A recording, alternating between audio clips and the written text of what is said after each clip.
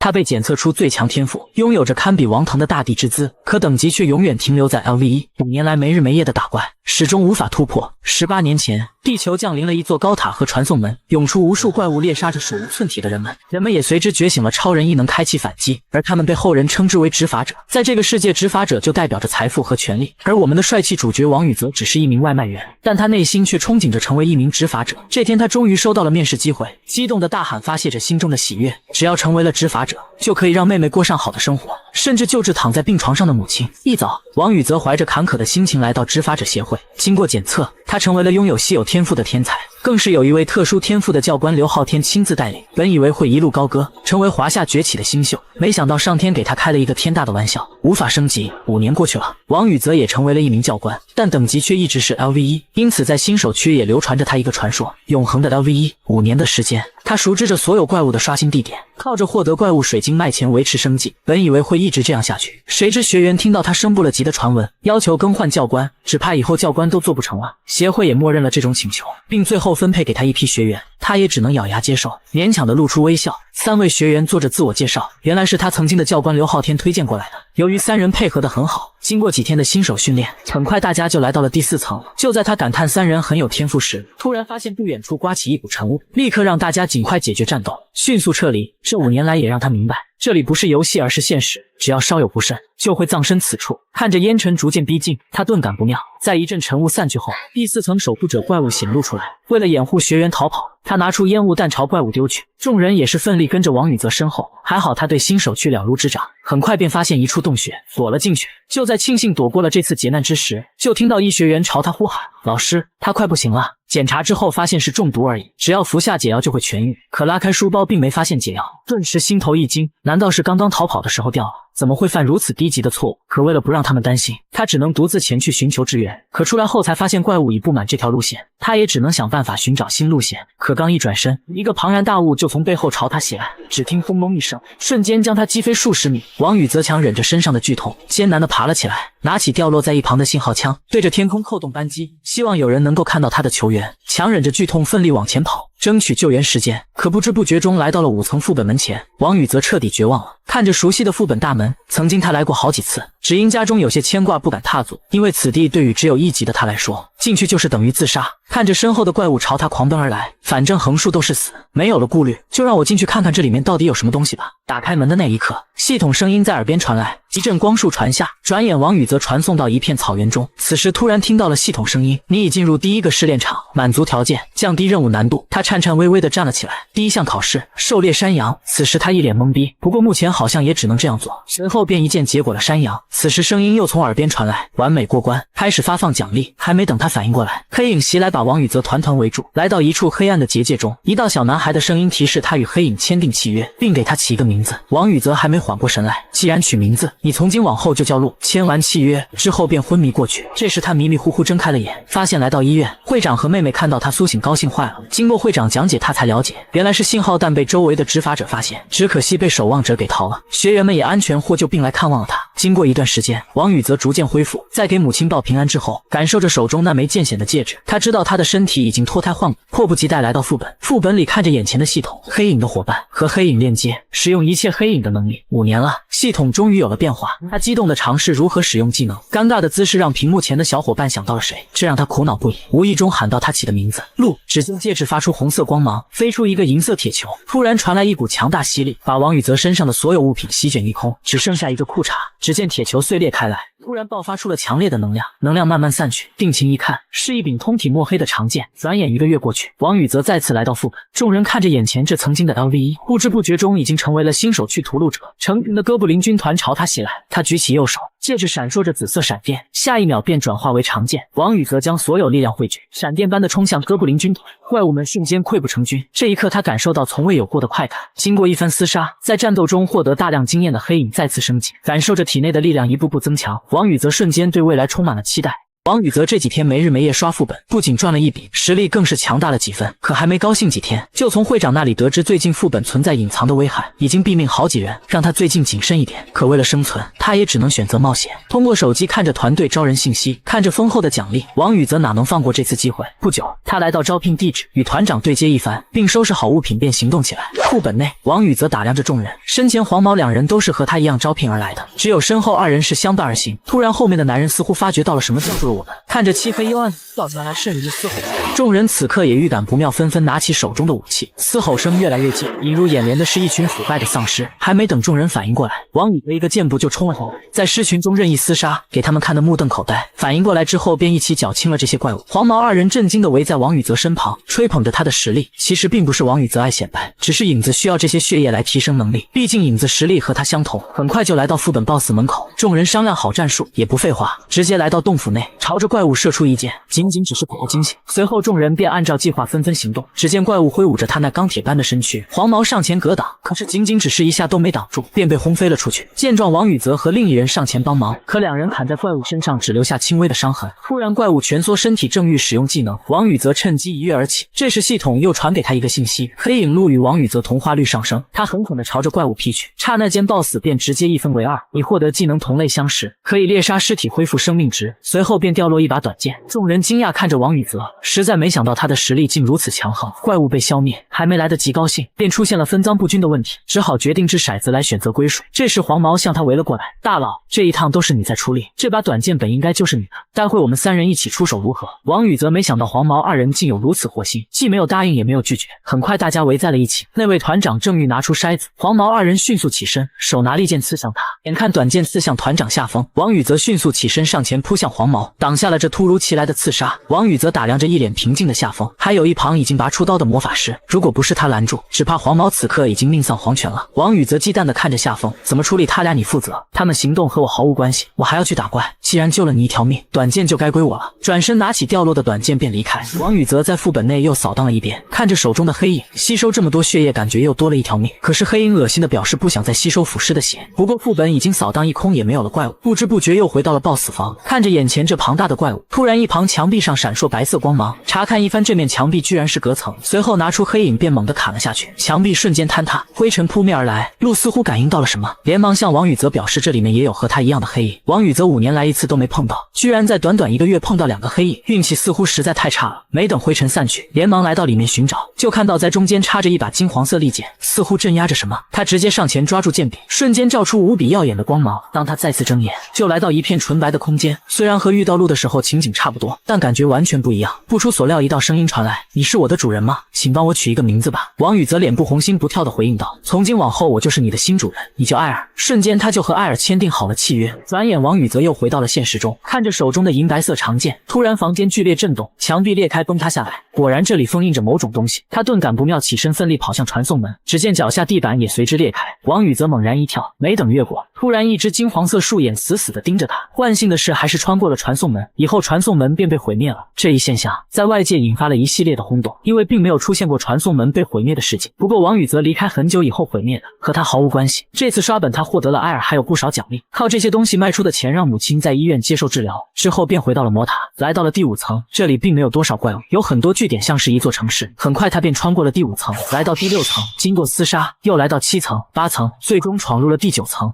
获得第2个黑影的王宇泽实力大大提升，这也让他明白等级并不是唯一，他需要黑影再次增强实力。然而在某个店铺内有着一屋子的黑影装备，拍卖行内，王宇泽看着最后一件拍卖品，里面掺杂着只有他才能感受到的黑影，叹息的走了出来。没想到一个含有黑影的装备竟然这么贵，随后便购买生活用品回家，回想着传送门爆出的丰厚奖励，比魔塔不知好了多少。这时突然空气安静了下来，抬头一看，虚空扭转，赫然出现一座传送门。协会规定，对于传送门的第一发现者有着优先攻略权。转眼协会组织就和他完成交接，会长找到了他，知道他一定不会放弃这次攻略权，放心不下，约定4天后测试他的实力。4天转瞬即逝，王宇泽来到对战室，看着平时和善的会长泰隆，此刻散发出骇人的气息。他可是超级执法者，靠着实力坐上的这个位置，王宇泽知道自己并不是对手。突然泰隆闪电般的一脚踢来，王宇泽拿出利剑格挡，巨大的力量还是让他倒退数米之远。远。泰隆看着不堪一击的王宇泽，愤怒地呵斥道：“难道你就只有这种实力吗？”王宇泽意识到自己最近太自满了，不过为了这场战斗，他可做好了万全的准备。转眼来到3天前，正在逛街的王宇泽突然感到了黑影的气息，气息的主人是一个稚嫩的男孩。询问一番，才得知他穿的衣服出自他爷爷之手。男孩拉着他来到店铺，来到门前，带着王宇泽走了进去。刹那间，王宇泽呆住了，这里的装备居然全都含有黑影，而且这似乎全部出自店主一人之手。铁匠看向被男孩领来的王宇泽，这些装备我不会卖的，他们在等一个懂他们的人。王宇泽拿起一把利剑，向着他说出了利剑的属性。突然，铁匠激动地站起身，然后缓缓坐下，仿佛浑身被抽走了力气一般。那你挑吧，希望不要辱没了我制造的这些武器。画面来到对战时，王宇泽顽强地发起攻势，全被泰隆轻松躲避。突然，泰隆找准机会，猛然对着王宇泽轰出一记重拳，只见墙壁碎裂开来，王宇泽感到四脏六腑撕碎了一样，蜷缩地趴在地上。这时，泰隆丢过来一瓶药剂，看着拳头上的擦痕，认可了王宇泽。原来王宇泽在铁匠那里签约了黑影，有着反伤的技能，这才让泰隆的拳头出现了一丝擦痕。经过一段时间疗养，泰隆会长亲自送王宇泽来到传送门前。经过5年的时间，泰隆对于王宇泽来说已经成为了亲人般的存在。告别了泰隆，转身便向着传送门走去。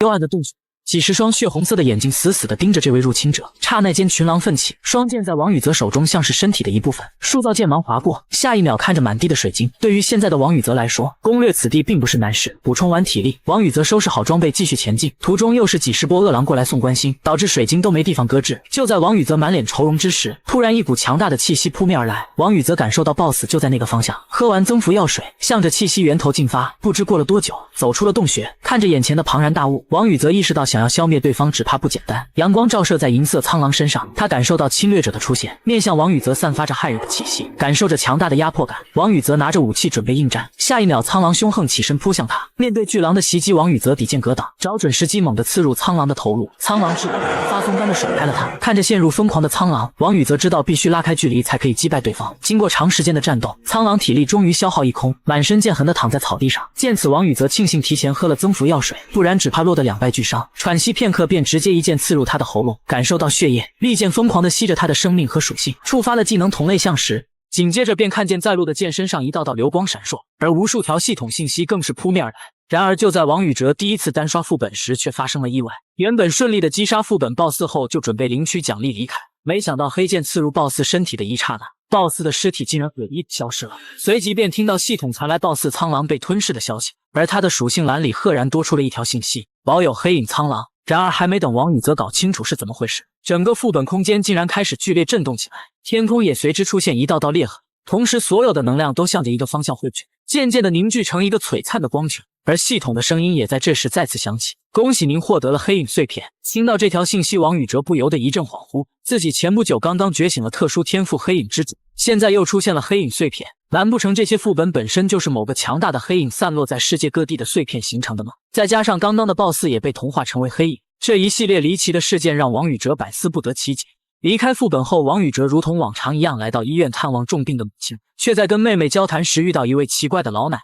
原本是平平无奇的一次寒暄，却不料老奶奶竟然诧异地说道：小伙子，你的身体里好像住着一些奇怪的东西。闻言，王宇哲明显一愣，却听见老奶奶继续说道：希望你能好好利用它们，不要迷失了自己。看着老奶奶远去的背影，王宇哲也是一脸懵逼，他说这些是什么意思？难道他知道黑影的存在吗？但是还没等王宇哲追上去问清楚，却被2名医生拦住去路。一直以来为了治疗重病的母亲，王宇哲没日没夜的打怪，空暇时间则是变身快递小哥，只为能够凑够母亲昂贵的医疗费用。现在却被告知自己母亲的生命只剩下最后3个月的时间，这消息犹如晴天霹雳落在王宇哲的心头，一时间悲伤的情绪无以复加，心中的悔意更是让他无法面对自己。若不是当初自己怕死，一直不敢踏入那扇门，白白的浪费了5年的时间，母亲的治疗也不会因此而被延误。这一刻他只想发泄，将自己胸中压抑的悲痛情绪全都宣泄在这些该死的妖兽身上。而他此时的神态也发生了极大的改变，原本阳光乐观的少年，现在看来却像是苍老了10岁不止。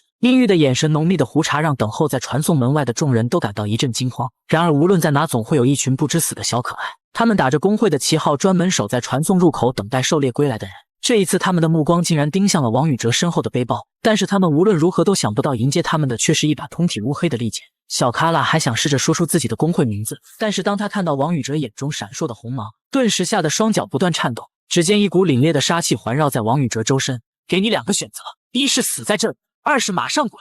就在这时，守护每个传送门入口的执法者协会的人发现异样，急忙赶来。小可爱们见状赶紧落荒而逃，临走时还不忘对着王宇哲放狠话。殊不知这位执法者的到来却是救了他们的小命。看着这位叫程鹏的执法者，王宇哲无奈地解释道：“刚刚是那群混蛋想要抢我的东西，然而没想到的是程鹏此次前来的目的竟然是自己。”回到执法者工会，王宇哲一脸郁闷地看着自己的顶头上司泰龙：“大哥，这到底是什么情况？我什么时候成了通缉犯了？”泰龙则是一脸严肃：“你小子还好意思说？谁让你无缘无故的在魔塔里失踪了半个月？不过这次找你还有另外一件事，就是我想到了一个办法能够治愈你母亲的病。”闻言，王宇哲顿时精神一振：“你可能也听说过，有一种道具名叫万能药水，据说是可以治疗一切疾病的灵药，而且到目前为止已经发现了3瓶，都是作为副本的首次通关奖励出现的。而那3个副本都有一个共同的特点，就是他们都是迷宫型副本，也是所有副本中最难挑战的，因为在里面不但有强大的 BOSS， 还存在着各种陷阱。就在2天前，北美又发现了一座全新的迷宫型传送门。接下来我会让程鹏带你去做身份确认，你赶快去准备一下，希望这次你可以顺利的拿到万能药水。就在王宇哲与程鹏再次见面，准备前往北美时，王宇哲突然想到魔塔每攻略10层都会获得一次属性加成奖励，便中途将魔塔第20层的任务完成。看见王宇哲仅用了20分钟便通关回来，程鹏不由得一脸震惊之色，难怪泰隆老大要我全程陪同这名少年，普通人需要花费1天的时间才有可能完成的任务，他竟然这么快就解决了。然而当王宇哲跟着程鹏来到全球传送装置中心，这次轮到王宇哲震惊了。只见硕大的房间内整齐地陈列着一排排的传送门，这些都是通往世界各地的入口。只见2人踏入通往北美的传送门，转眼间便来到地球的另一边。而在路上，王宇哲得知此次跟他一同攻略这座迷宫型副本的还有另外3人，分别是北美的迪恩斯尔德、欧洲的雅典娜，还有跟他同一地区的魔王。看这3个人的资料，似乎哪个都不是好惹的角色，不知道我能不能从这些人手里占到便宜。但是他们却不知道，此时在他们身后一男一女正在远远地注视着他们。只见眼镜男瞳孔猛然间变成金黄色，下一秒便听见他诧异地说道：“这个小子好奇怪，他的等级竟然只有1级，而且还没有显示任何技能。”闻言，一旁的紫发妹子饶有兴致地说道：“连你都无法看穿的人还是第一次出现的，看样子这位小弟弟会给我们带来很多乐趣哦。”王宇哲在执法者协会程鹏的陪同下，不远万里来到北美。面对完全陌生的环境，王宇哲认为有必要先了解一下这边的魔兽情况。然而几个小时的战斗下来，却让程鹏大感意外。您不愧是泰隆部长看中的人，短短几个小时就已经熟练掌握了这里妖兽的弱点和攻击手段，这种成长速度简直太惊人了。不过现在我也该回去了，接下来的就要靠你自己了。临走前又拿出一个线团交给王宇哲，这是一次性道具阿拉卡涅的毛线团，如果你遇到危险时可以使用，它会将你立即传送到入口，毕竟没有什么比生命更重要。王宇哲当然知道程鹏的好意，但是他此行的目的只有一个，就是得到万能药水治愈母亲，所以在拿到药水之前，任何情况他都是不会放弃的。而在程鹏走后，王宇哲又独自练习了1周的时间，现在他不但能够独自击杀这里的妖兽，甚至还能同时对抗3只。然而就在这时，一个稚嫩的呼救声传来，王宇哲顿时警觉，但是当他鬼鬼祟祟的靠近后，才发现竟然是一个小女孩跟个粽子似的被绑在树上。这诡异的画面让王宇哲不禁联想到深海中的灯笼鱼，他靠着头顶的光亮作为诱饵吸引猎物，然后趁猎物不备一口将其吞掉。只是这小妹妹的演技属实太过低劣，这荒山野岭的一个小丫头，换谁都能看出这是一个圈套。然而正当王宇哲准备离开时，却再次听见小女孩无助的求救声：“对不起妈妈，我没能帮您弄到住院费。”听到这里，王宇哲不由得停下脚步，虽然极有可能会中计，但是同样为了救母亲而来的王宇哲依然还是选择帮忙。而在交谈中才发现，这个小妹妹叫郑亚莲，跟王宇哲一样也是来自新百地区，虽然现在还未满18岁，但是她竟然拥有极其罕见的增益系特殊天赋，也正是因为如此才会被团队接受一同下副本。只是在行进的过程中跟大家走散了。然而令他没想到的是，这个小丫头竟然提出想要跟他一同组队的想法。王宇哲本打算一口回绝后赶紧离开，但是当他看见小丫头水汪汪充满期待的眼神，再加上不断的哀求，王宇哲无奈之下只好答应。而在接下来的战斗中，王宇哲也充分体验到增益系执法者的厉害。在小丫头的魔法技能加持下，王宇哲无论是速度、力量还是爆发都得到了极大程度的强化，而这些蚂蚁的血液也令他手中的黑剑获得了毒属性抵抗加强的效果。然而就在2人稍作休整之时，王宇哲却发现了异常，趴着墙边偷眼望去，顿时感到大事不妙。来人赫然是那个要跟自己争夺万能药水的北美超级执法者迪恩斯德尔，而且在他身后还跟随着一大群正义联盟的工会成员。自己能够发现对方的到来，那么身为超级执法者的迪恩斯德尔一定也察觉到了自己的存在，若是被误会当作是探子，可就真的要出事了。然而还没等他想清楚接下来该怎么办时，对方已经帮他做出了选择。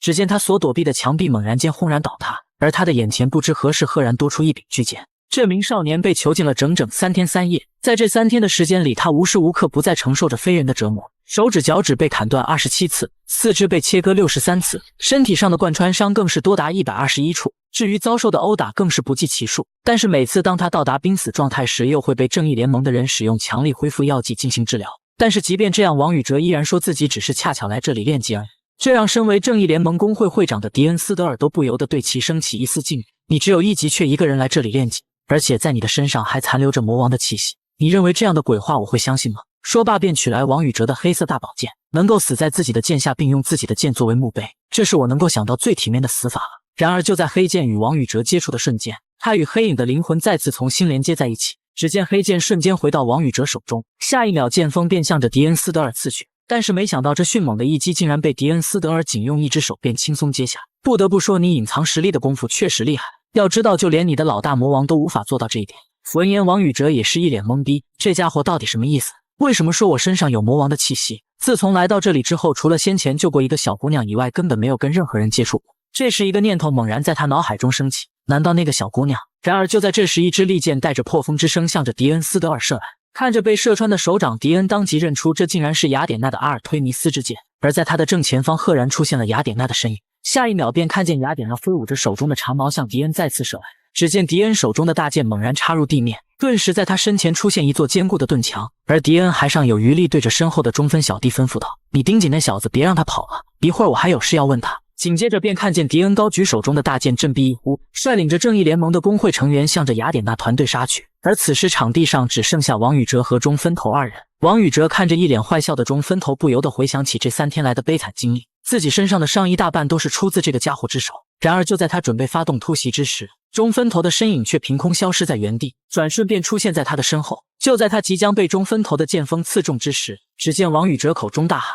发动反伤甲效果。随即一团蓝色光芒轰然炸裂，下一秒便看见中分头浑身颤抖地倒在烟尘之中。而在刚刚的一击之下，系统也传来了消息，由于刚刚的攻击已经超过了反伤甲所能承受的极限，附着在反伤甲中的黑影灵魂开始消散。看着倒在地上浑身抽搐的中分头，此时的王宇哲面色极其阴沉，他的眼神中更是透露着无比冷厉的寒芒。小子，这几天你玩得挺嗨啊！说罢便高举手中的黑剑重重刺下。然而王宇哲却并没有注意，黑剑在初次品尝到人血之后，竟然隐隐泛起一丝诡异的荧光。就在王宇哲以为自己要挂在这里的时候，一个身影却突然出现在他的眼前。看清后才发现来人赫然是他曾经救下的那个小妹妹雅莲。只不过此时小丫头身上的气息竟然给人一种极其危险与不安的感觉。大叔，如果我现在能救你，你愿意用你的生命或自由来交换吗？闻言，王宇哲也肯定了自己心中的猜想，这个丫头果然就是迪恩口中所说的那个魔王。不过现在只要能够活下来，任何条件他都能接受。只见王宇哲缓缓伸出一根手指，我也有一个条件，那就是你要帮我干掉迪恩斯尔德和他的正义联盟工会，还有帮我取回我的另一柄剑。说罢便彻底的昏死过去。这时跟随雅莲一同前来的眼镜男才缓缓开口，这小子还真有意思，都这个时候了还有心情谈条件。雅莲却是不以为意，这个家伙可不是表面上看起来这么简单。刚刚他杀人时的表情你看见了吗？他当时的眼神中没有一丝愤怒，动作干净利落，没有丝毫犹豫。明明是第一次，却能够表现得如此冷静。他内心隐藏的邪恶力量，怕是连你我都不能驾驭的。而在他说话间，周身竟然泛起淡紫色的荧光，下一秒他整个人的形象和气息都发生了巨大的变化。而此时王宇哲在昏迷中竟然来到一口深井之中，这不由得让他感叹自己的无知就像井底之蛙，自以为觉醒了特殊天赋，实际上只是借助黑影的力量罢了，而他自己终究还是那个无法升级的废物。然而就在这时，一个浑身赤红的身影突然出现在他身后，老子怎么会有你这么没用的主人？管他是自己的还是借来的，最终你能够使用这股力量不就行了吗？这时又有一个温柔的声音传来，是啊主人，鹿说的没错，我们的力量就是你的力量啊，因为有你我们才能够变得强大。听到这里，王宇哲猛然睁开双眼，而此时黑白双剑已经重新回到了他的身边，只是看着一旁多出来的眼镜男不免有些疑惑，难道这才是魔王的本来面目吗？看着王宇哲一脸懵逼的表情，眼镜男缓缓说道，你的剑我已经帮你拿回来了，你身上的伤我也帮你处理过了，我知道你有很多问题，但是现在的情况非常危险，你最好老老实实的待在那里，不要乱动。而当王宇哲顺着眼镜男所望的方向看去，顿时一惊，只见大地猛然间开始剧烈震动起来，一个硕大无比的身影从地表之下猛然窜出，看到副本 BOSS 竟然是如山一般的庞然巨物，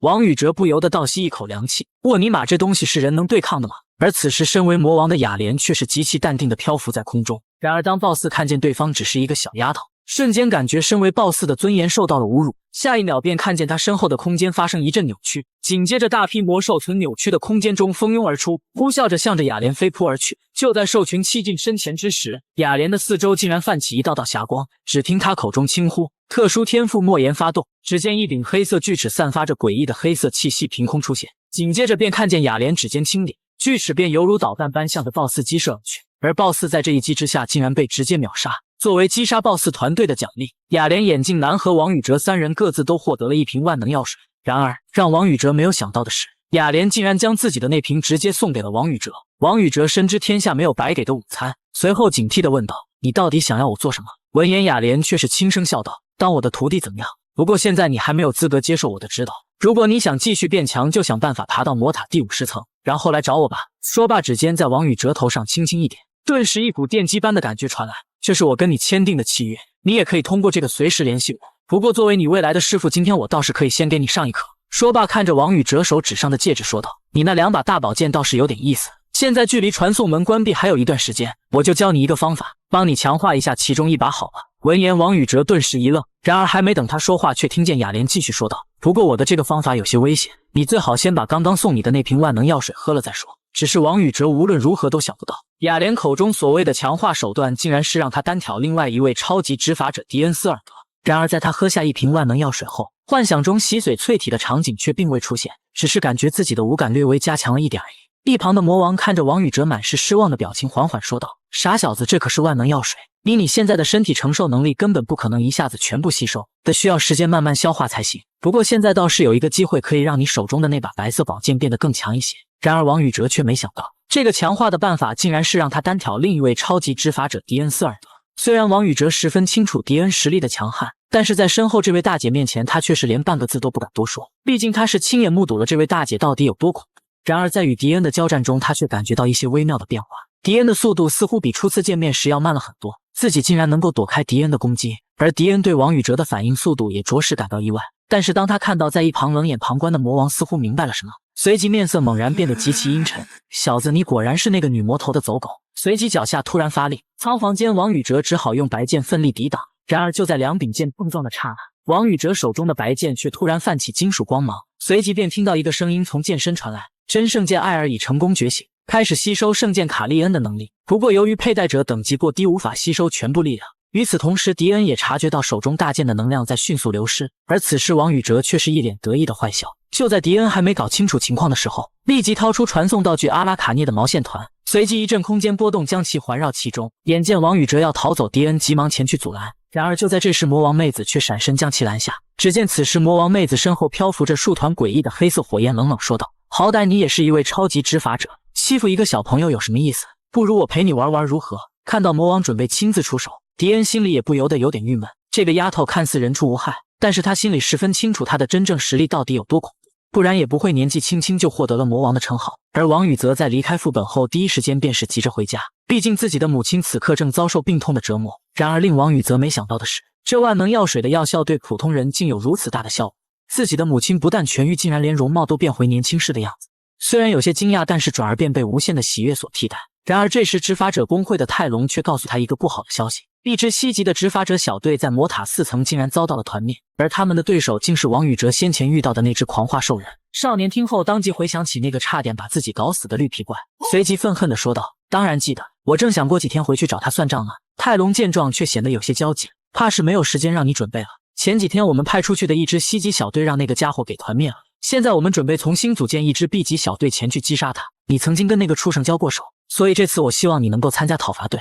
王宇哲闻言却是一愣，这不可能吧？要知道以一支西级小队的实力，在魔塔30层都可以横着走啊，怎么会连一个4层的守关 BOSS 都打不过？此时泰隆也是略带疑惑地说道：这点我也不清楚，不过根据目前的情况来看，那家伙似乎在击杀人类执法者后获得了等级提升，而且现在更是有点把人类执法者当经验包来刷的趋势。闻言王宇则不由得一惊，这是什么情况？那只绿皮怪成精了吗？虽然王宇哲对此十分不解，但还是决定参加。不过目前却有另外一件事让他十分困扰。虽说一支30人的 B 级小队并不要求所有人都要达到 B 级以上，但是最起码也有近60%的人员是 B 级执法者，剩余的人员基本上也都是 C 级。然而现在自己虽然吸收了万能药水的功效已经脱胎换骨，但是自己的等级却依然还是只有1级。而且即便是参加等级考试，也只能是D级，毕竟西级执法者的起点就是50级。然而泰隆对此却是不以为意，所谓的等级只是为了区分普通执法者强弱而定的，对于你们这群特殊天赋者而言，并没有什么意义，其根本还要看自身的属性值和对魔力的控制强度。而且你别忘了，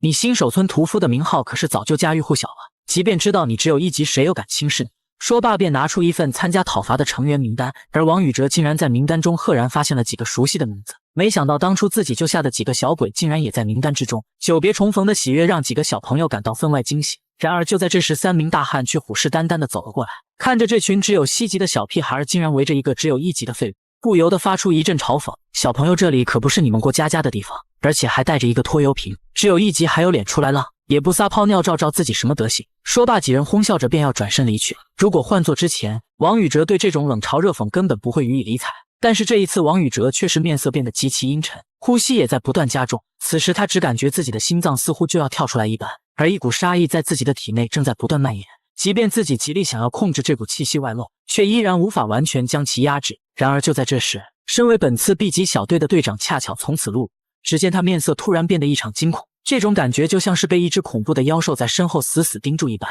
这种强烈的反差让在场的所有人都不禁感到骇然。与此同时，王宇哲指向远处的一名壮汉：那头蛮牛刚刚对我们出言挑衅，为了化解彼此间的误会，我认为有必要跟他切磋一下，毕竟战斗才是男人之间增进感情最快的方法。闻言，队长却是有些诧异，看来刚刚我的感觉并没有出错，这小子果然隐藏了实力。而一旁的蛮牛听后却是嘲讽道：像你这种小垃圾也配做我的对手？然而还没等他把话说完，王宇哲便伸出5根手指：300万，如果你能打败我，我给你300万。蛮牛听完先是一愣，随后发出一阵冷笑，这年头真是什么人都有，竟然还有人主动送钱讨打。随后更是满脸戏谑地说道：别说我欺负小朋友，我先让你3招保证不还手的。相较之下，王宇哲却是显得十分谨慎，这毕竟是自己第一次正式与人类执法者交战。虽说曾经跟泰隆和迪恩斯尔德有过交手经验，但是一次是对方放水并未使出全力，另一次则是只能勉强躲闪，根本无力还击。而眼前这家伙虽然等级要比泰隆他们低很多，但毕竟也是一名 B 级执法者。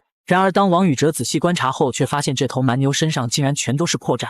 不过在战斗中敢如此松懈，怕是有着不俗的防御力。只见王宇哲双脚猛然发力，将浑身的力道都汇聚在右拳之上。不过蛮牛对此却表现得极为不屑，直到王宇哲的拳头重重落在他的身上，蛮牛的表情都始终没有丝毫改变。然而正当王宇哲一击之后准备迅速后撤之时，让他懵逼的一幕出现了。只见蛮牛的面目突然开始变得扭曲，紧接着便扑通一声摔倒在地。王宇哲怎么也想不到，这头看似强壮的蛮牛竟然被自己一拳打得倒沫子了。这一刻在场的所有人都震惊了，队长更是吓得一身冷汗。沃尼玛，这是什么情况？刚刚那小子的动作竟然连我都没能看清楚。不过此时王宇哲还不知道，蛮牛之所以没有任何反应，并不是因为大意或是自信，而是现在王宇哲的速度已经快到他根本来不及做出任何反应。就在众人纷纷议论之时，先前派出去的搜索小队也发现了变异兽人的踪迹，急匆匆地跑了回来。虽说所有人早已做好了战斗准备，但是当他们真正看见变异兽人时，却还是感觉背后一阵发凉。只见这只绿皮怪正在美滋滋地享用着午餐，而它的食物却是一个个被他击杀的人类执法者。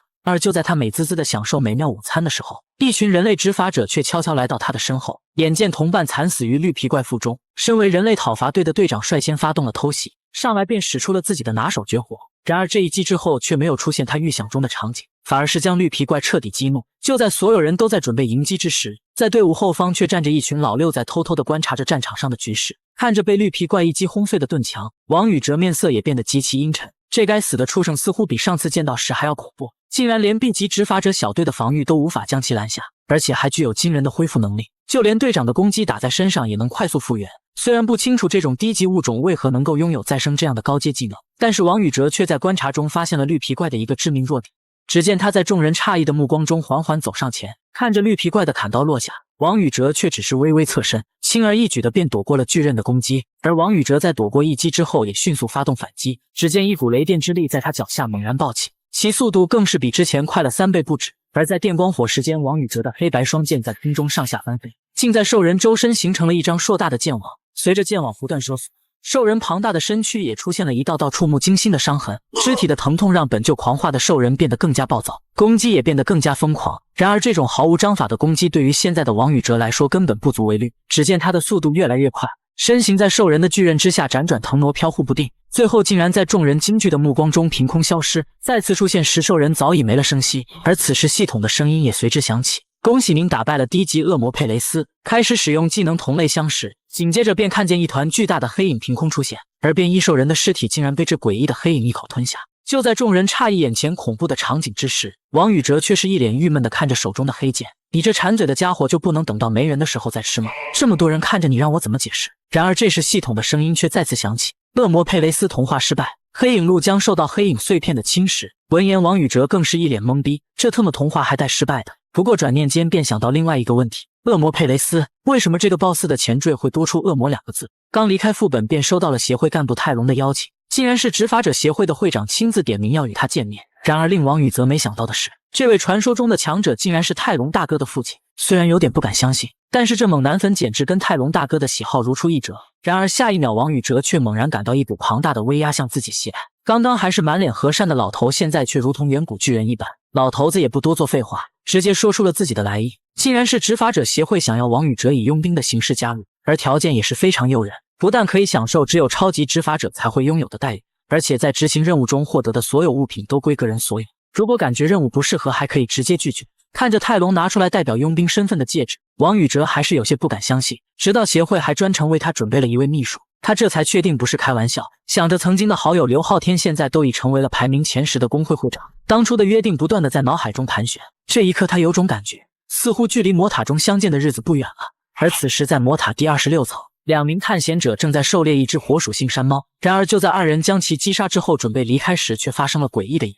原本26层里面都是火属性的怪兽，本应是炙热无比，但此时2人却感到一阵透骨的寒意。当他们循着寒气传来的方向找去，却是不由得发出惊呼。只见整个26层里面所有的怪兽竟然全都变成了冰雕，而在寒流的中心处赫然端坐着一名男子，在他的身后还有一个人恭敬地汇报着：队长，我们刚刚搜过了，并没有发现您要找的东西。随即男子缓缓起身，看清后发现此人正是王宇哲口中的好友刘昊天。与此同时，在地球的另一端，正义联盟工会总部的一处高楼内，会长迪恩斯尔德下发了一条重要指令，正义联盟将要在新百地区建立分会。只是他此时的表情却显得十分愤怒。该死的魔王，下次见面我定要将你碎尸万段。不，王宇哲却是个特例，作为被执法者协会会长亲自选拔出来的佣兵，他的第一个任务竟然只是去攻略一个新发现的低难度副本，据说最高等级不过西级而已。这对于现在的王宇哲来说，根本就如同诵经验一般。一路上，王宇哲都在漫不经心地看着自己的属性面板。自从上次吸收了迪恩斯尔德圣剑的能量，他手中的白剑艾尔已经达到了惊人的89级。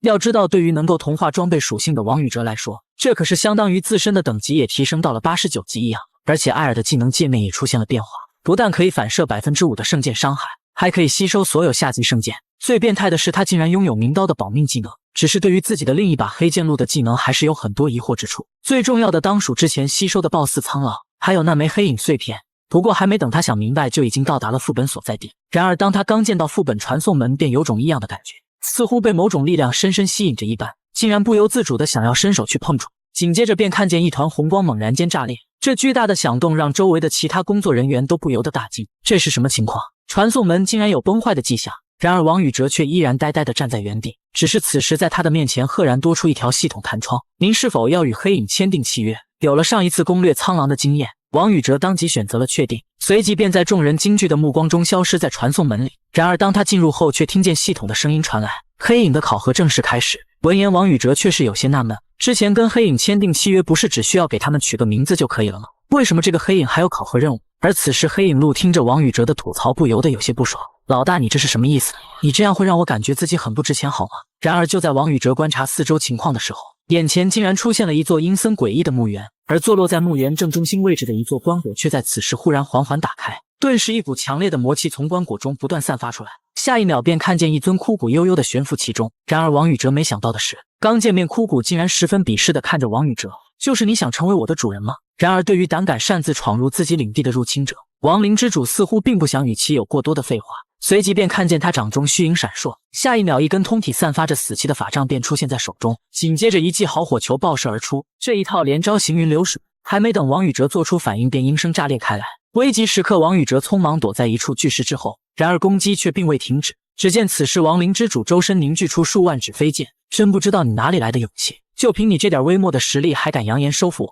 随即便看见万千飞剑飞射而下，一时间王宇哲只能苍忙躲闪。然而这看似毫无章法的逃窜，实则是为了寻找进攻的机会。只见他在剑雨的缝隙中猛然将手中的黑剑掷出，随即一个闪身纵跃，竟以黑剑为跳板，径直地向着亡灵之主杀去。但是这直捣黄龙的一击看似生猛，却不料被亡灵之主仅凭单手便轻松接下。小子想当我的主人，你还不够资格。然而就在这时，王宇哲本应被弹飞的身体却在空中来了个360度旋转，随即挥舞着手中的白色圣剑一个回手掏，竟然成功命中其身体。而此时遭受到圣剑神圣之力侵蚀的亡灵之主也是极为恼怒，竟然直接放出大招流星剑雨。眼见这一次的攻击避无可避，王宇哲手中的黑剑路却突然发出一阵不屑的声音：“主人，你真的是太弱了，这种不入流的魔法就把你吓成这样，关键时刻果然还得靠本大爷。”但是就在鹿的剑身跟携带死灵之气的剑矢接触的刹那，系统的声音却突然响起：黑影鹿正在吸收亡灵魔法。鹿身为魔道宗主的灵魂开始觉醒。闻言，王宇哲顿时一惊，看着手中的黑剑，竟然一时间不知道说些什么，这到底是什么情况？然而还没等他回过神，却看见鹿的剑身不断闪烁着妖艳的红芒，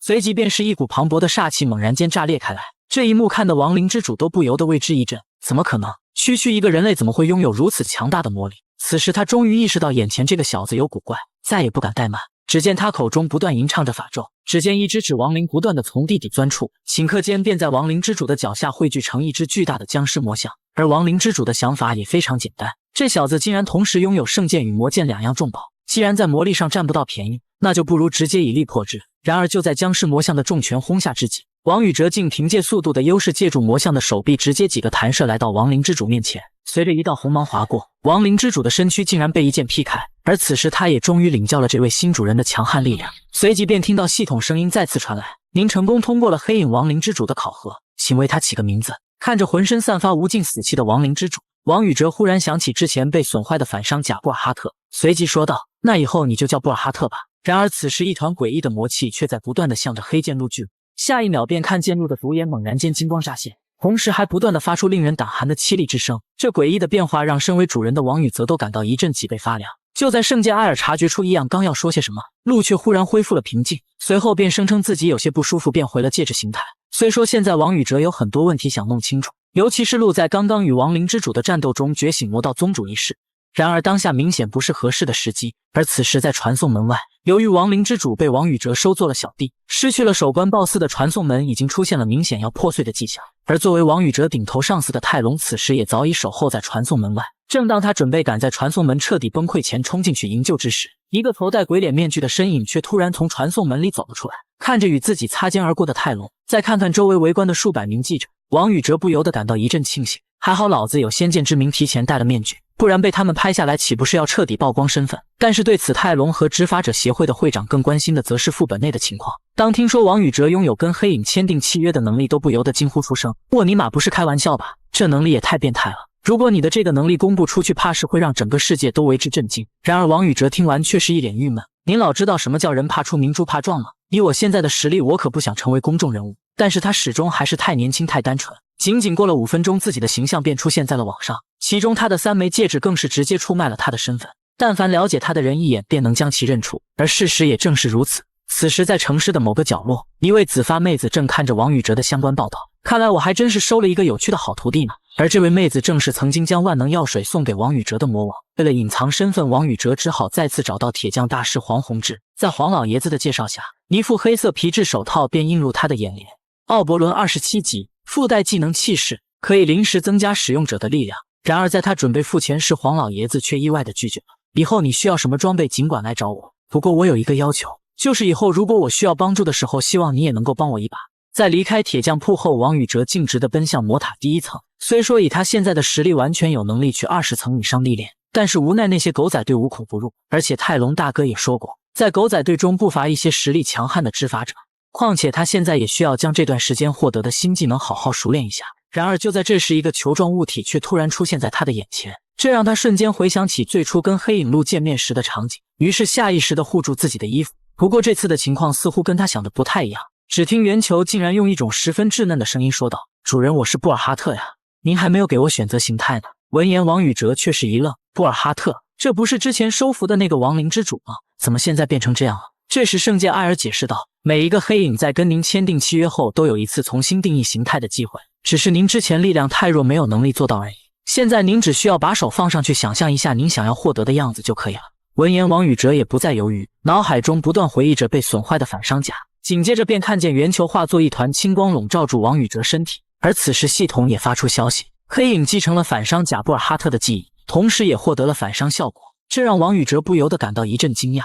然而当他看到布尔哈特的属性界面，更是倒吸一口凉气，竟然同时具备了6个附加技能。反伤效果就不说了，一体化则是能够将反甲与王宇哲的随身衣物相结合，这样能够更好的隐藏自己。而吸收和支配则是可以吸收并支配比自身等级低的传送门，并通过吞噬魔晶可以提升传送门的等级。但是传送门内的魔兽却不在操纵范围之内，这让王宇哲不由得觉得这个技能多少有些鸡肋。但是当他看到开启和关闭功能介绍的时候，嘴都要笑歪了。这竟然是可以随意控制传送门的出现与消失，这尼玛无形之中等于多了一个随身练级地图啊！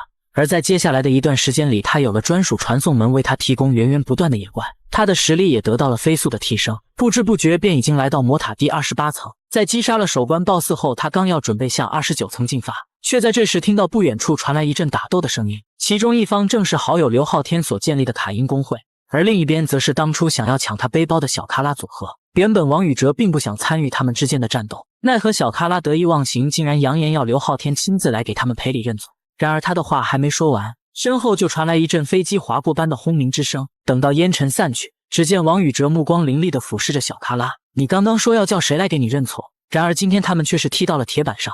本以为这次的袭击对象只是一群无名小辈，没想到他们竟然是超级执法者刘昊天建立的卡因公会的成员。更倒霉的是还遇到了一位自称是刘昊天好友的可怕家伙。虽说这次蓝精灵公会派出的小队也算得上是精锐，但是在这个杀神面前似乎如同纸糊的一般，仅仅是几个照面便被悉数干翻在地。而且此人的杀人手段更是让人骇然，不仅刀刀毙命，甚至还流露出一副十分享受的样子。此时王宇哲也感受到了自身的变化，伴随着鲜血执法者被他一个个斩杀倒下，他只感觉自己的心脏跳动在不断加快，就好像身体里的某种因子被激活了一般，一时间竟然有种酣畅淋漓的痛快。而这一幕也被在场的卡因公会成员尽收眼底。虽然一直听闻会长有一位同为特殊能力者的好友，但是据说是一位性格温和十分善良的人，而眼前这个家伙手段竟然如此狠辣，分明就是一个彻头彻尾的屠夫，而且实力貌似跟会长也相差无几。就在他愣神的功夫，蓝精灵公会的一众小咖拉已经被尽数解决。王宇哲也在这时恢复了理智，回想起刚刚的举动，他不由得一阵后怕。为什么最近总是有种心神失守的感觉？上次从北美回来时也是这样。这时他突然想起当初魔王给他留下的那个印记，难道是当时魔王在印记中做了什么手脚不成？不过这种在战斗中得到的快感却是让他心里十分舒爽。就在这时，他却发现了异样，只见一个个身穿蓝色制服的执法者不断地从树林中走了出来，定睛观察，赫然是蓝精灵公会的支援部队，而数量更是多得惊人。然而王宇哲见状却是露出十分兴奋的表情，只听他对着身后的卡因公会成员大喝一声：“我去帮你们杀出一条血路！”随即便化作一道流光冲进敌方阵营，而这一下简直犹如虎入羊群，所过之处无不是哀声遍野。然而就在他杀得兴起之时，一团炙热的火焰却突然向他袭来，下一秒便看见一名男子手持短刃出现在火海之中，而来人正是蓝精灵公会的会长，被誉为堕落执法者的屠夫方成。然而就是这么一个彻头彻尾的烂人，却在18岁时觉醒了异能，成为了一名守护人类的执法者。但是身份的转变却并没有让他就此收手，反而是凭借着自身强大的实力拉拢一众小弟成立了蓝精灵公会。自此他们的卑劣行径更是越发的不可收拾。虽然执法者协会曾多次派人围剿，奈何这个家伙太过狡猾，每次都能轻易脱身，无奈之下只能派人守护在各个传送门的入口，限制他们的出入。但是今天向来行事谨慎的他却一反常态，想要邀请王宇哲入伍，甚至不惜亲手干掉了自己的副团长，并承诺只要王宇哲加入便可直接成为一人之下万人之上的军团二把手。只因刚刚在王宇哲的战斗中，他看到了同他一样的眼神，那种为了战斗不顾一切渴望鲜血的眼神。对此王宇哲自然是不屑一顾，不过他倒是很好奇，这帮家伙虽然行事狠辣，却也不是无脑白痴，为什么要来招惹卡因公会的人？难道他们不清楚卡因公会的会长是当下风头最盛的特殊执法者刘昊天吗？不料对方却在这时冷冷地说道：“这有什么好奇怪的？我们只是想离开魔塔一段时间，但是执法者公会的那群废物天天守在传送门口，我也是无奈，只能找刘昊天来帮忙了。”闻言，王宇哲却是一惊，因为他非常清楚对方的言外之意。刘昊天虽然对外宣称是一名觉醒了自然系冰雪之力的特殊执法者，但是只有极个别的人才知道刘昊天还拥有第二个特殊天赋，那就是可以召唤任意门去往任何地方。不过对方是如何知道的，王宇哲却不想多问。此时他只知道，想要帮助好友守护这个秘密，就必须要尽快将眼前这个家伙解决掉。然而令王宇泽没想到的是，这个只有精英级实力的家伙却有着异常丰富的实战经验，每一次攻击都能够恰到好处的进行躲避，而他手中的那柄匕首更是诡异至极，不但能够释放火焰攻击，在与对手接触的刹那还可以附带叠加伤害的效果。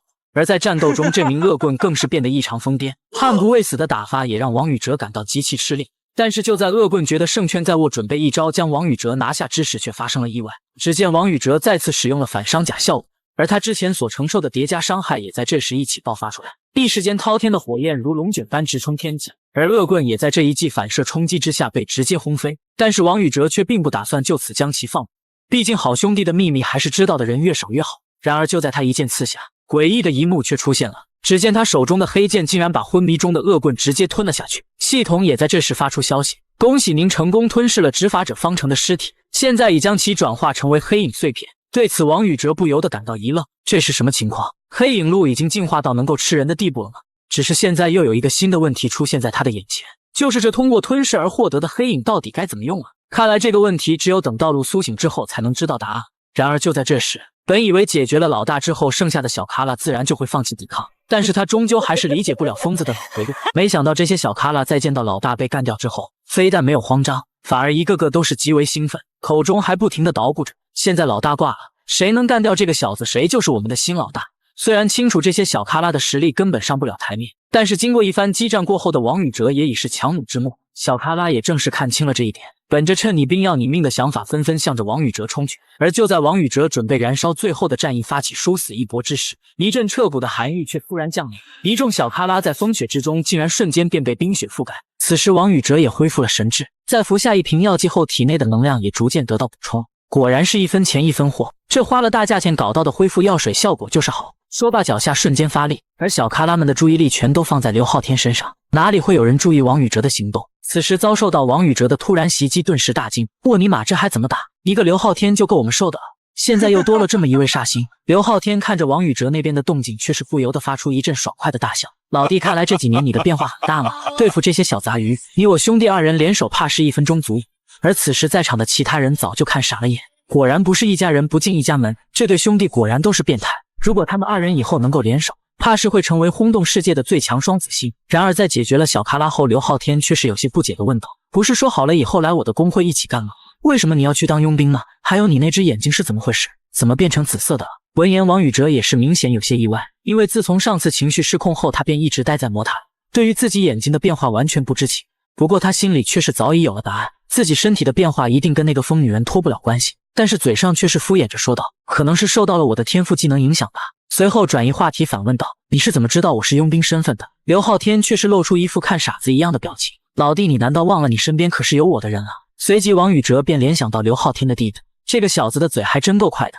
然而刘昊天却是不以为意，只见他右手食指上一阵流光闪动，下一秒一枚代表着佣兵身份的指环便环绕指尖。看着王宇哲一脸错愕的表情，不由得笑着说道，老弟，以后行事还是要多加小心才行，要知道佣兵之间的关系可是很复杂的。王宇哲也瞬间明白了刘昊天的意思，一方面他肯在自己面前暴露自己的佣兵身份，就说明了充分的信任，另一方面也在告诉他所有的佣兵都在极力隐藏自己，没有完全的把握，绝不能轻易相信任何人。想到这里，王宇哲突然想到一个问题，刚刚那群人是怎么知道你拥有第二个特殊天赋的？而且他们貌似还十分清楚你的能力是什么。听到这里，刘昊天本来轻松的情绪突然紧绷起来，转身对着王宇哲说道，这件事说起来有些麻烦，我们先离开魔塔出去找个地方详细说。当即王宇哲便想到了一个绝佳的去处，我倒是知道一个喝咖啡的好地方。然而画面一转，二人已经出现在执法者协会泰隆的办公室，这里毕竟有免费的隔音结界，吴泰隆都想收王宇泽几块水晶了。你们解决了蓝精灵工会，是有什么事情要拜托我吗？原来刘昊天在几个月前的工会干部开会时展现了自己的特殊天赋，但不巧的是有一个人被蓝精灵工会抓走了，估计是他们撬开了他的嘴。过段时间协会应该会组织对蓝精灵工会的清剿，我们卡因工会也报名参加，防止蓝精灵工会的残党将情报散播出去。王宇泽和吴泰隆看着刘昊天先行离开，他的心里肯定很难受，毕竟昊天一直把工会的成员当成了家人。吴泰隆看向王宇泽，你的精神状态没事吧？这可是你第一次杀人。王宇泽表示自己也没多大的感觉，反正他们都是该死之人，我也没必要自责，但问题是我感觉我杀人时会有快感。吴泰隆摸了摸王宇泽，你不用在意，毕竟我们这个圈子每一个都不是省油的，最重要的是你能不能克制心中的杀意。第二天王宇泽又来到了29层，看着树叶上的冰霜，不愧是昊天啊！不知道他现在多少级了。王宇则来到30层的入口，他已经经历了3次试炼，第一次狩猎山羊怪，第2次是狩猎兽人，第3次是米洛斯，那些都是些简单任务。但这一次王宇则明显的感觉到了战力，这是他的身体在警告自己。吐出一口气之后，王宇则也不再纠结，直接进去吧。随着王宇则推开石门，系统提示响起，您符合条件，已获得进入资格，您进入特别试炼。王宇则走入一片沙漠之中，前方隐隐约约有着一个稀世城堡。就在王宇则前行之时，地面剧烈震动起来，从沙子中钻出数头沙漠毒蝎。王宇则原本想先下手为强，没想到踩在沙子上失去了平衡，被毒蝎的2个钳子夹住。挣脱之后，王宇则使用双剑直接将其斩杀。就在王宇则准备踩着毒蝎进入城堡之时，鹿的声音传入王宇则的脑海中。王宇则急忙问道：“你什么时候醒了？”鹿说道：“这个不重要，快去那边的城堡中，那里面有我的身体。”话接上集，鹿终于从沉睡中醒来。王宇则很是惊讶：“你说你的身体在城堡里是什么意思？”鹿却不愿多说。这时一只沙漠毒蝎攻击而来，王宇则只得先处理当下的麻烦，高高跃起，在空中借助鹿当跳板，鞋子发出光芒，王宇则直接从众多毒蝎头顶飞过。布尔哈特夸赞王宇则好帅。鹿听到他的声音：“这是谁？”王宇则介绍道：“这是继承布尔哈特记忆的黑翼。”布尔哈特对着鹿一阵夸赞，搞得鹿都有点不好意思了。就在鹿和布尔哈特交谈之间，王宇则来到了城堡的入口，看到后方追上来的毒蝎，他急忙走入城堡。穿过大厅之后，他来到了2个巨大的石像面前。鹿催促道：“快点，我的身体就在那扇门后面。”王宇则也感觉到了这扇门之后有着了不得的东西。这时看门的2个石像举起巨大的斧头攻击而来，直接将石板砸得飞溅。幸好王宇则速度快躲开了，不然就算是有布尔哈特也必然重伤。王宇则双手持剑，分别斩在石像的双脚之上，但却没有多大伤害。王宇则站在门口，要不要直接开门冲进去？但考虑到一会被前后夹击就惨了，于是高高跃起，打算先攻击石像的头部，快速挥出10几剑，没想到一点效果都没有。这时另外一个石像的巨斧劈下，王宇则直接被轰到了墙边。吊坠凋零的力量对这些石像毫无作用，我得找找办法。这时鹿提醒道：“你要学会借力打力。”王宇则躲过2个巨斧的扫击，顺势将其导向另一个石像，一个砍中了另一个的脑袋，他也被砍中腰间。王宇则也滚出去了很远，虽然有点狼狈，但总算是解决掉了。他站了起来：“鹿，我们该好好谈谈了。你的肉身为何在这里？”鹿说道：“房间里的是我生前使用的肉体，生前的我实力非常强大，现在的我在我面前跟蝼蚁一般，但现在没有灵魂的话，那就是一个空壳。他现在只靠着自己的记忆行事，连身体都不完整。”王宇则在进入大殿之前服用了疗伤药水，状态也拉到了最高。当王宇则走进大殿之际，一股强大的气势扑面而来。“你就是唤醒我的人吗？”王宇则很是震惊，不完整的鹿都散发出这么强大的气势，他之前到底是何方神圣？鹿的身体从王座之上走下，朕可不叫鹿，朕乃魔道君主，朕的名字叫……话接上集，王宇则再回想起遇到艾尔的场景，那个恐怖的恶魔居然是鹿的手下吗？鹿的身体恶魔之王说出自己的名字，但出于某种禁制，干扰了王宇则的听力。王宇则笑道：“鹿，我可以摧毁你的身体吗？”鹿毫不客气地说道：“那就是一副躯壳，虽不知是谁所为，但帮我毁了它吧，我可不想被别人随意玩弄我的身体。”王宇则直接冲了上去，一剑斩在恶魔之主的肩膀上，他只是微微一笑。王宇则见状，连续输出无数剑，却被突然出现的剑光挡了下来。剑光调转方向，朝着王宇则击射而来。王宇则施展神速，快速拉开距离。“鹿，你的身体好强啊！”恶魔之主看着王宇则：“你的实力不错，但这种雕虫小技还伤不到朕的魔体。”王宇则问道：“你平时都是这么说话的吗？”鹿顿时都无语了，虽然很不爽，但他说的没错，只要那些剑墙还在，王宇则就无法伤到恶魔之主。恶魔之主一个响指，竖立在他身后的无数飞剑直直朝王宇则射来，一阵巨大的爆炸声响起，王宇则却从原地消失，来到了恶魔之主的身后。就在王宇则准备攻击之时，无数飞剑攻击而来，还在空中的王宇则承受了无数的伤害，倒飞出数米才得以停下。可是飞剑不依不饶，再次攻击而来，王宇则费尽心力的进行抵挡，这比单纯的物理攻击还要烦人，让王宇则觉得独自在面对数名剑客。想到恶魔之主曾说自己是所有魔剑的主人，询问鹿是否可以吸收这些魔剑，鹿表示如果能做到，自己早就做了，但他还有其他的办法。这个空间非常特殊，我应该可以借一些力量给你，但你得拖延一些时间。虽然很是困难，王宇则还是只能硬着头皮上了，只得期望鹿快点成功。在又一波攻击到来之时，王宇则使用了反伤，一阵巨大的爆炸声响起，王宇则挂在墙上。成功了吗？回应他的却是无数个锋利的魔剑。就在这时，鹿终于做好了准备，系统提示响起，魔力感应度已上升，同化等级已到达 C 级。恶魔之王也是一惊，他居然可以调动死亡的力量。王宇则从鹿的身上学会死亡之力，吓坏了下方的恶魔之主。这明明不是人类能拥有的力量。他越来越激动，竟然召唤出无数的血箭，朝着王宇则射去。王宇则将鹿挡在自己的胸前，无数的血箭顿时直接调转方向，朝着恶魔之主席卷而去。王宇则看着升起的血雾，干掉他了吗？没想到恶魔之王举起10米长的血箭，猛然朝着王宇则斩来。他急忙侧身躲过，没想到这家伙还能活蹦乱跳，鹿生前到底有多强啊？打算再次借用鹿的死亡之力，鹿却告诉他只能使用一次能力了，不然王宇则的身体受不了。但王宇则觉得一次机会也足够了，他使出无数剑光，而恶魔之主又是举起那10米长的血剑，势大力沉的朝着王宇则压来。他没有选择躲避，使用鹿和艾尔进行格挡。恶魔之主看着王宇则那吃力的样子，蝼蚁终究是蝼蚁，你准备怎么办？难道要跟朕比力气吗？在他猖狂之际，却没有发现王宇则的手上少了一把剑。鹿悬浮在恶魔之主的身后。你好！鹿直接释放无数血雾，将恶魔之主笼罩，顿时恶魔之主就发出了凄厉的惨叫声，整个躯体开始快速融化，最终消失在这个大厅之中。王宇则见状一个踉跄，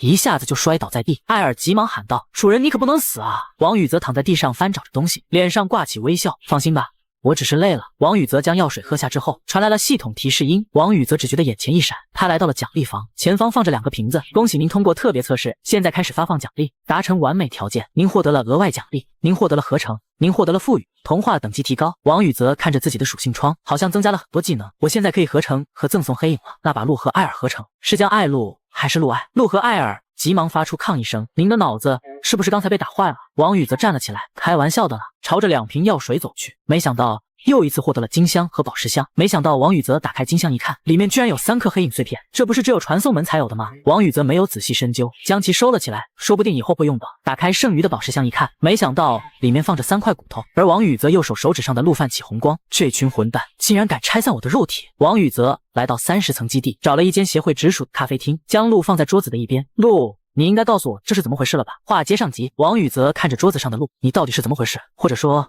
你到底是何方神圣？身为魔剑的鹿说道，就像我肉体说的那样，我就是恶魔之主，也就是恶魔们的王。你在4层见过的那个变异者，或者艾尔封印的那个恶魔，曾经也都是我的手下。王宇则很是好奇，那你怎么会从恶魔之主变成了魔剑？而布尔哈克激动地说道，王啊，这也太帅了吧！鹿骄傲地说道，你觉得拥有自我意识的存在，在漫长的岁月之中，该用什么办法才能让自己不崩溃？王宇则好奇地说道，弄台手机。鹿无语地说道，是遗忘。想要熬过那段艰难的岁月，就要学会遗忘，不然我可能会随着时间的流逝逐渐失去自我。虽然我是恶魔之主，但是因为几个叛徒，我失去了身体，只能被困在这把剑。所以为了保持意识，我选择遗忘了一些东西，包括我的感情、姓名，否则我也坚持不到现在。但觉醒成魔道宗主之后，被我封印的记忆被激活了，但却没有完全恢复记忆，导致我很混乱。所以我最后决定重新封印这些记忆。最终王宇则没有从这次对话中得到什么有用的情报，而王宇则也没有强迫他，没有继续问下去。关于他肉体的问题，王宇则也搁置了下来。不管他过去怎么样，鹿是给予我希望的黑影，我带着他重新开始就可以了。我今天回家好好休息一下，毕竟明天还有很多事要忙。本部长吴泰隆的办公室，程鹏走了进来，吴泰隆还是啪啪的敲着键盘，辛苦了，你先下班吧。程鹏说道，我不是来打招呼的，我知道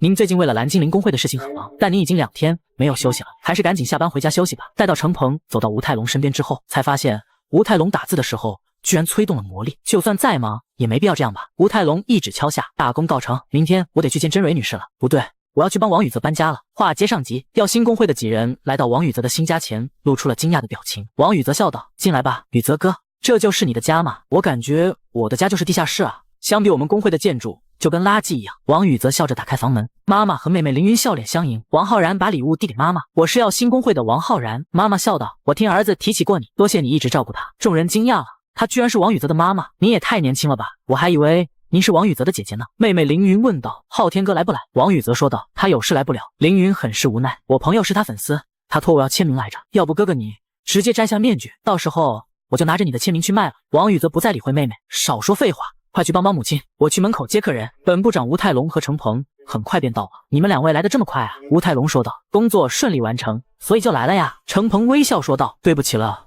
王宇则先生，最近工作太忙，都没有提前准备礼物。王宇则笑道，不用了，这个房子都是你给我找的，是我该谢谢你才对。吴泰隆开口问道，我就不用给礼物了吧？王宇则吐槽，我们家的家具都是你购买的。当然不用了，原本我们的家具都够用了。说实话，您不会是为了自己能够过来住吧？吴泰隆红着老脸狡辩，这怎么可能？我不知道你在说些什么，可是很快便被啪啪打脸了。傍晚，众人吃过晚饭之后，开始一起收拾桌子。吴泰龙对着王宇泽说道：“你过来一下，我们好好谈谈。”两人来到阳台，王宇泽问道：“什么事情啊？非要出来说？”吴泰龙说道：“唉，马上就要公布了，但我也要提前跟你说一声，正义联盟准备在国内设立支部。虽然协会一直在反对，但安吉拉工会出手干预了，他们两家工会好像做了某种交易。安吉拉工会毕竟是国内第一的工会，我们协会也要给面子。”说到最后，吴泰龙觉得自己还是去帮忙刷碗吧。看着留在原地的王宇泽，收一下杀气，不然吓到家里人怎么办？而远在 M 国的正义联盟大厦内，看着戴着小丑面具的王宇泽，罗杰斯露出了阴森的笑容。我不管他变得有多强，只要我手中有圣剑，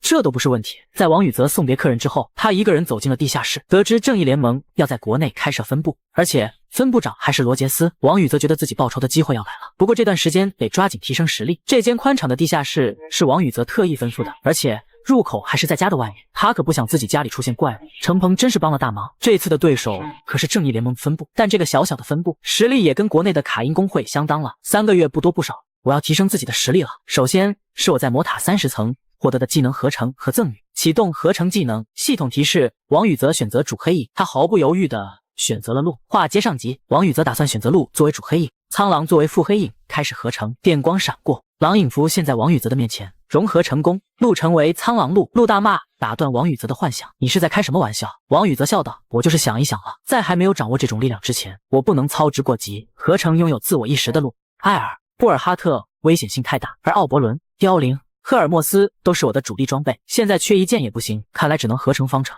苍狼和其他黑影了。”这时，胸口的布尔哈特说道：“主人，让我来吧，我也想变得跟鹿和艾尔那样强大，帮主人更多的忙。”王宇泽说道：“这样太危险了，我也不知道结果会怎么样，说不定你可能会失去自我意识，或者变成另外一件装备。”布尔哈特表示自己也很担心，但总感觉不会出事的，毕竟我曾经也死过一次了。最终，王宇泽同意了布尔哈特的选择，开启了布尔哈特的融合，马上就有金色光芒笼罩王宇泽。这是什么？难道这就是黑影碎片吗？随着光芒汇入王宇泽的胸口，很快合成便结束了。王宇泽摸着胸口的布尔哈特，停止融合。可是系统提示音却响了起来，准备进入传送门。王宇泽很快便来到了那个墓园。系统提示响起，布尔哈特与黑影碎片合成成功。融合黑影碎片之后，布尔哈特的传送门有可能受到影响。王宇泽看向自己的前方，便发现了变化，这好像是巫妖的棺材。王宇泽摸向那口棺材，暂时没有传送门管理员，你可以使用黑影碎片制造一名管理员。王宇泽的脑海中出现了好几种怪物，最终选中了巫妖，利用剩余的黑影碎片将其具象了出来。此传送门以后将会由巫妖管理。巫妖直接跪在王宇泽的面前，王宇泽感觉别扭坏了，毕竟不久之前他还和自己拔刀相向。你现在就是传送门的管理员了吧？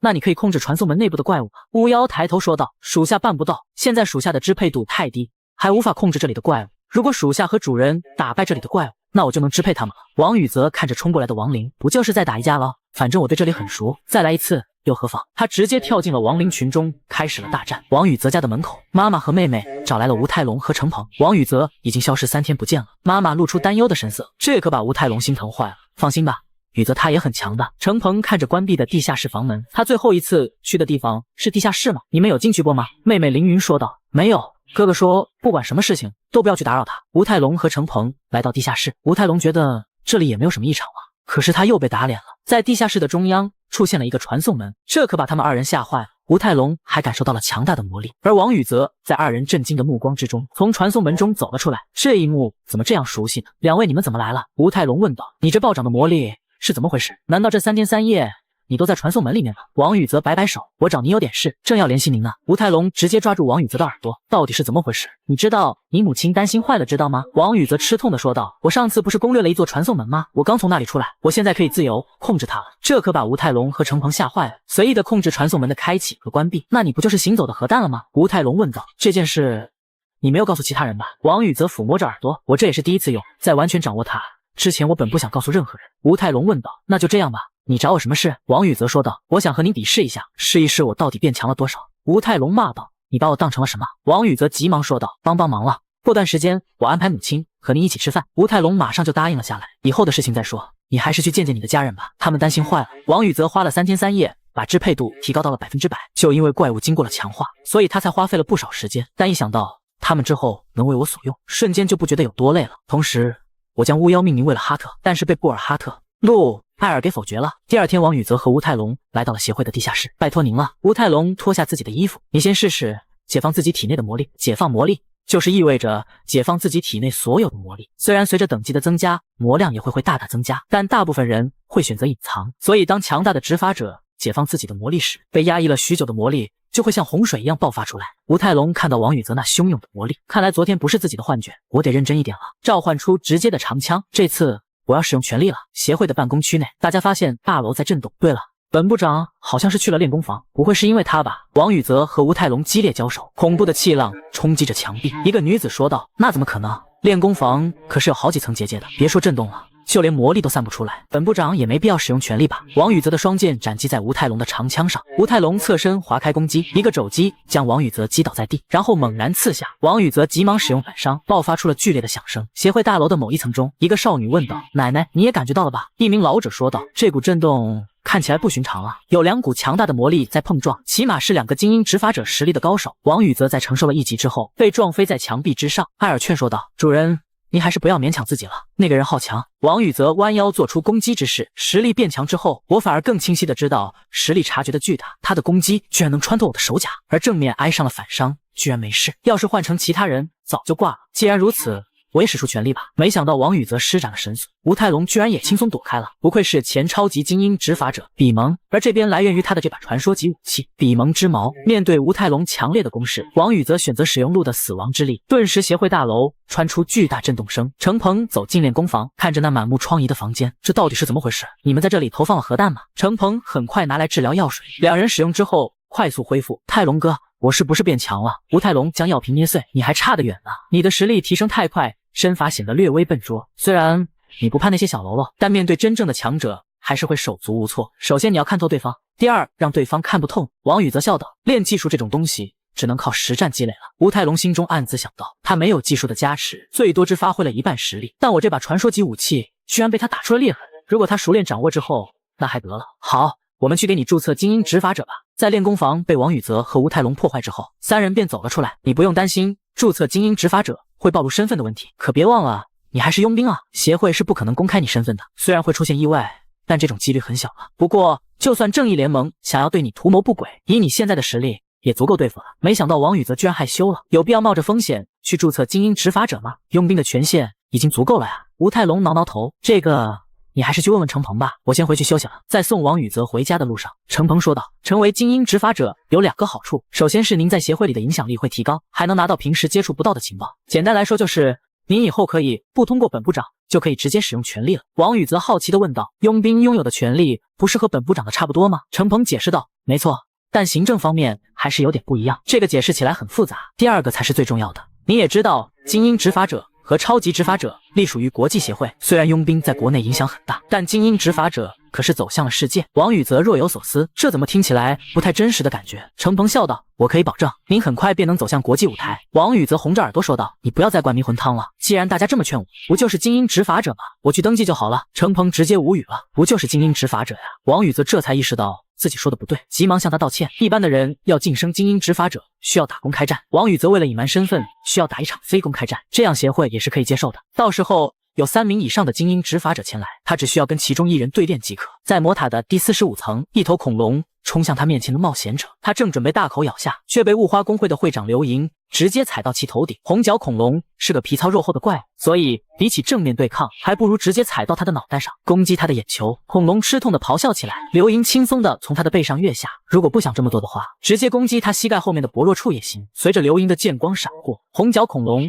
被大卸8块。成员们看着刘莹帅气收剑入鞘，不愧是会长，实在是太帅了。物品保管室内，一个老者劝说刘莹：“你现在也应该把导游的工作交给其他人了吧？”刘莹笑道：“我很喜欢这份工作，父亲曾经说过，帮助那些新人比升级更有意义。他曾经跟我说起过，有一个热心的导游帮助了他很多。”看着手机中非公开战的信息，他奶奶说道：“这就是协会内定好了，走个形式吧。”刘莹正气凛然地说道：“那不是在走后门吗？这不就是在抢新人的位置吗？”看着王宇泽的信息，我绝不会让他得逞的。如果他有我父亲说的那个导游1半好就可以了。不过他长得好帅哦。王宇泽也收到了通知，这次非公开战的3名观战者有协会长吴本部长以及精英执法者刘昊天。王宇泽吐槽道：“怎么都是熟人啊，搞得我像是在走后门一样。协会不怕有人非议吗？”程鹏解释道：“他们不是会以权谋私的，最重要的是您的实力早就达到了高级精英执法者的实力了。其实我还是比较担心您的对手。”王宇泽滑动手中的平板，在最下面这是他这次非公开战的对手，布花工会会长刘莹。王宇泽说道：“这人看起来好眼熟啊。”程鹏笑道：“王宇泽先生，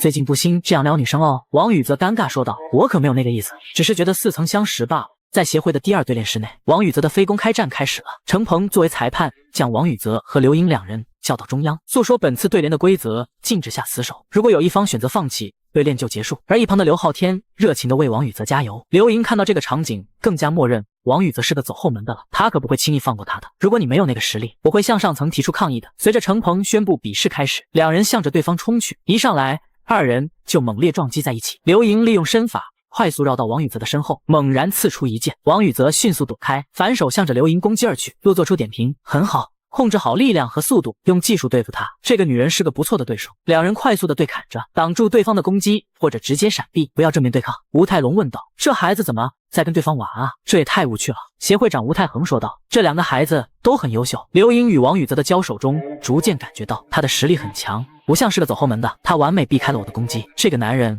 到底是何方神圣？本来不想使用那招的，他双手握剑，一股森冷的寒气在剑上冒出，快速的挥出一剑，无数道剑光在对练室内肆虐。王宇泽急忙向后方撤退，我看不到他的剑，这是幻觉系技能吗？看来我也得认真点了。王宇泽使用神速，瞬间来到刘莹的面前，猛然向着刘莹刺出一剑，直接将刘莹的长剑给打飞了。他当即承认自己输了。程鹏宣布王宇泽胜出，你现在就是真正的精英执法者了。刘莹很是懊悔，这是在打我的脸吗？真是丢死人了。王宇泽伸出手，辛苦了刘莹小姐，我们好久不见。刘莹很是疑惑，你认识我吗？王宇泽笑道，你父亲是不是叫刘华然？之前我是他的导游，刘先生经常提起你，当初参加葬礼的时候见过你一次，一开始我还不敢确认呢，当时你还是高中生，没想到你长这么大了。想到王宇泽是父亲的恩人，刘莹顿时羞红了脸，对不起，真是好久不见了。吴泰龙三人笑道，恭喜你成为精英执法者，我们先走了。程鹏拿出平板说道，两位过来签个字。在王宇泽签字的时候，刘莹红着脸拿出手机，能给我你的手机号码吗？王宇泽也没有想什么，直接给出了电话号码。而程鹏露出了意味深长的笑容。和刘莹告别之后，王宇泽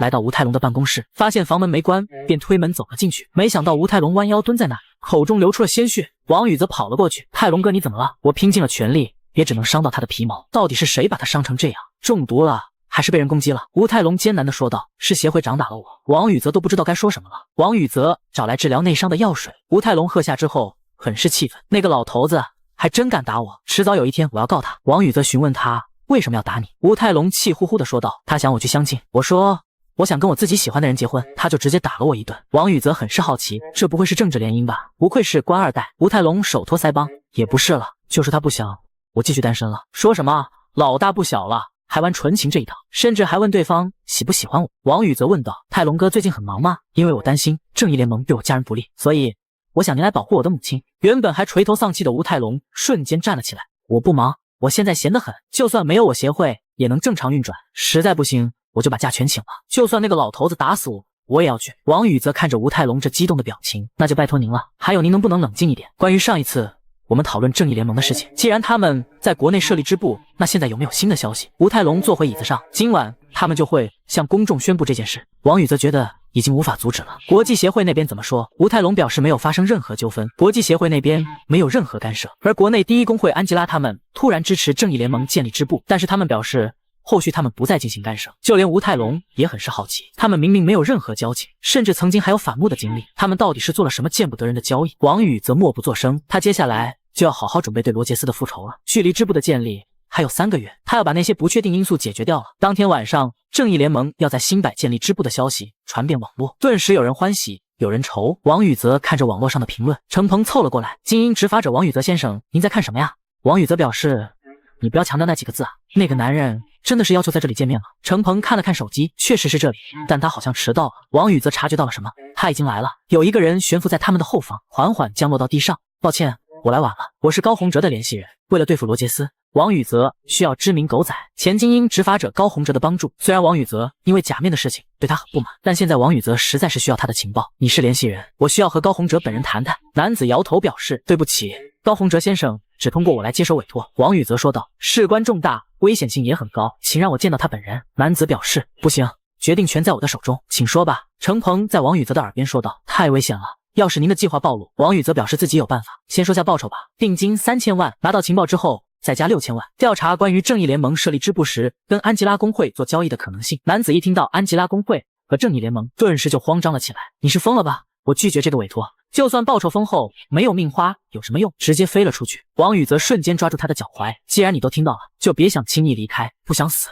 就给我下来！你也别再演戏了！猛然将他扔到地上，直接在地上炸起巨大灰尘。因为上次的事情，我本就对你不爽，所以你最好乖一点，高洪哲先生。在王宇则狠狠将高洪哲摔到地上之后，他挣开了王宇则的束缚。你这是什么意思？再打的话，我就要反击了。这都没事，不愧是精英执法者，你可骗不了我的高洪哲先生。在1天前，路完全觉醒，成为魔道之主。王宇则这才想起来，话说当时没有觉醒好吗？路，你现在的感觉怎么样？路提示王宇则得新的能力，您获得了魔眼，你的左眼就是因为魔眼才变色的。王宇则这才知道是魔眼才瞳孔变色的原因，他一直以为这只是魔王搞的鬼呢。话说魔王到底是何方神圣？魔眼可以看穿对方的名字。王宇则这跟死亡笔记好像啊。同时路也升级到了98级，可以赋予黑影魔道之力。王宇则顿时想到了那副手套，使用魔力束缚对方，魔道之力化作一只大手抓住了高洪哲。我奉劝你一句，别再演戏了，这是我最后一次警告了。被王宇则束缚的高洪哲居然认出了魔眼，你果然跟魔王有关系。既然如此，我也不再隐藏了。王宇则的魔力手掌瞬间被震碎，高洪哲也换回了他本来的模样。王宇则笑道，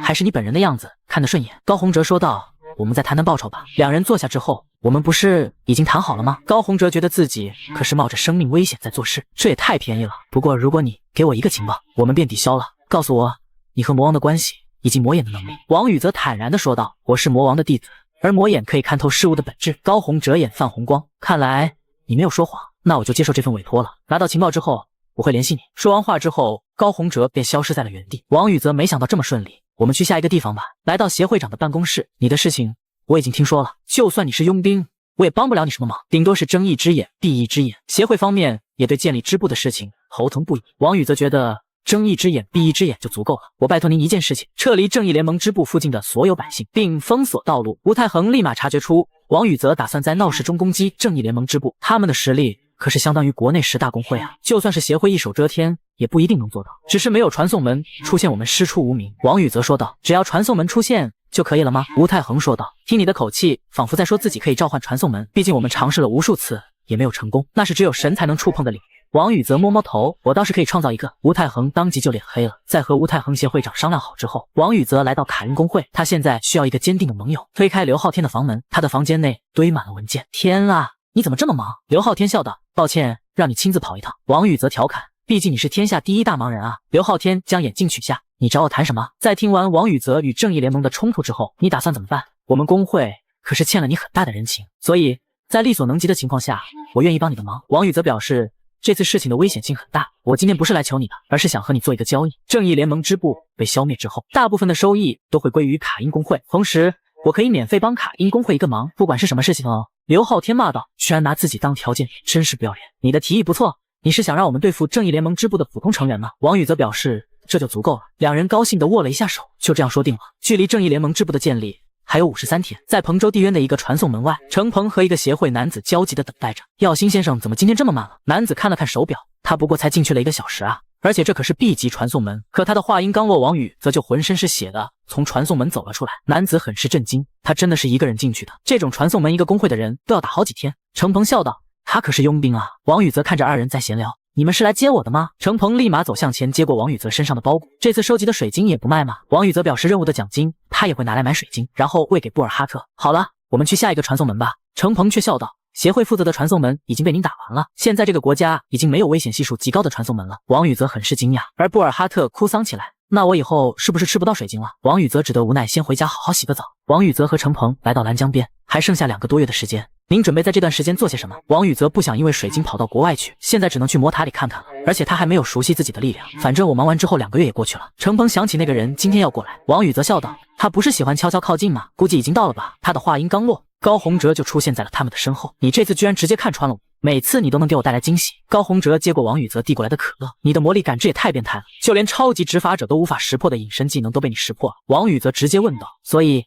你有没有找到什么情报？高洪哲告诉王宇则，迪恩斯的腿被魔王斩断了，同时那可是世界有名的大公会，我又不能想去就去。这次给你情报之后，我们的交易就结束了。在最近的魔塔攻略行动中，李明浩身受重伤，所以他急需万能药水。最近出现万能药水的迷宫只有诺克斯迷宫。如果我和魔王的情报没有出错，正义联盟这次也拿到了万能药水，也就是说他们私下里做了交易。听闻最近爆出的3瓶万能药水都被使用了，看来这次交易也与魔王有关。到底是什么伤需要万能药水？陆说道，估计是他的本源出了问题，不然其他伤病使用万能药水太奢侈。就在王宇泽的前面，2个骷髅在往传送门内产水晶。布尔哈特突然说道，主人，我吃不下去了。陆说道，就说你不要贪得无厌。王宇泽笑道，那我们先处理其他事情吧。2个月后的一天中午，在新柏的康川国际机场中，正义联盟的人浩浩荡荡的来了。正义联盟浩浩荡荡的来到了新柏，他们刚一下飞机就被记者们团团包围。请问你们打算如何在新柏发展？伊恩斯大人在忙些什么？更是有许多罗杰斯的脑残粉在尖叫，而罗杰斯本人却气坏了。真以为我是和你们一类人吗？我可比你们更加优越。这时一个小女孩拿着花圈跑了出来，请您守护新柏吧。她却嫌弃极了。小女孩不自觉地退了几步。这时协会长从后面走了过来，将小女孩抱起。罗杰斯支部长，不要那么严肃嘛，接个花环又不会掉块肉。罗杰斯阴沉地看着协会长，就算是他也不能随意得罪。你们新柏协会到底想干什么？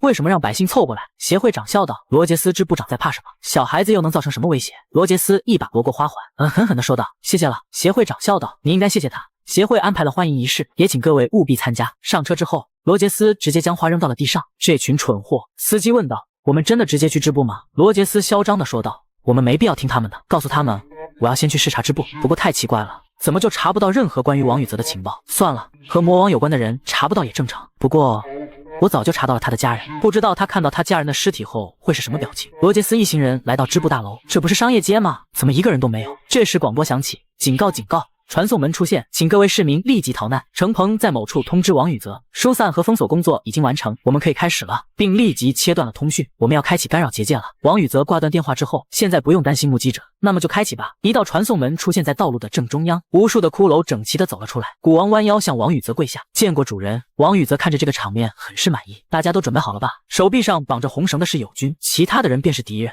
见到他们杀无赦。卡因工会的成员们看着王宇泽的骷髅大军，这些骷髅都很强啊，巫妖和无头骑士都要赶上精英执法者了。王宇泽的实力完全超出了想象，他们也不再废话，朝着正义联盟的成员冲了上去。就连要新工会的王浩然都来了。他虽然没有知道这次要对付的敌人就是正义联盟，但看着骷髅士兵的战力之后，他们相信王宇泽肯定能带他们一飞冲天。王宇泽率领无数的骷髅大军开始狙击正义联盟，这一次他可谓是全副武装，右手路左手艾尔，同时将苍狼给黑影具象化。天空开始下起小雨，让我们开始复仇吧。在某处高楼顶部，协会长和吴泰龙看着楼下的骷髅大军，你真的有自信控制住他吗？吴泰龙抖掉烟灰，我可不管这些，只要他幸福就好了。协会长脸色阴沉地说道，如果他以后变成我们的绊脚石，我会亲手处理掉他。这时一名黑衣人走到他们身后，协会长，我们已经准备好了。吴泰龙说道，不管进来的是谁都要阻止他们。在全速朝着正义联盟冲过去的刘昊天察觉到了一股气势，跟普通执法者不一样，格力高里出动了。虽然他们表面隶属于协会，但实际上是协会长和本部长的私人卫队。这个组织太过神秘了，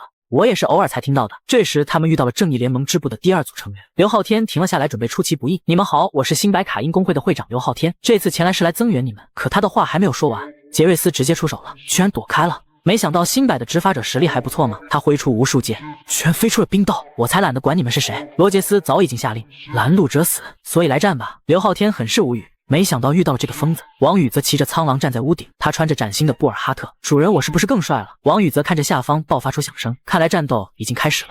正义联盟支部的上层人员有支部长罗杰斯，第1组长查理卡特，第2组长杰瑞斯，而我的目标就是打散他们的部署。苍狼直接水化，从楼顶跳了下来。我们虽然占据人数优势，但毕竟是个临时组成的联盟，不能大意了。耀星工会王浩然他们很不幸运的遇到了查理门特，虽然他们的人数众多，还是被对方压着打。查理门特仿佛狼入羊群般大杀四方，王浩然他们只能拼命施展土墙抵挡。查理门特很是无语，就这种实力也敢来偷袭，除非有精英级执法者，不然你们休想打败我。可是他的话音刚落，王宇则从后面跃起，如你所愿，只是一招就直接干掉了查理门特，开始使用同类相石，开始黑影化查理门特，不过最终还是失败了。王宇则看着一旁的耀星工会成员，向龙你们没事吧？王浩然笑道，你怎么才来啊？王宇则直接从布尔哈特的空间中取来药水递给他们，而正义联盟的人吓坏了，没想到他们的队长居然被一招秒了。在他愣神之际，苍狼高高跃起，然后一口吞下。王海东很是震惊，怎么会有怪物？看到王宇则在对自己使眼色之后，这只狼是对的，大家不要攻击他。看着苍狼在正义联盟的人群中大杀四方，有一个人问道，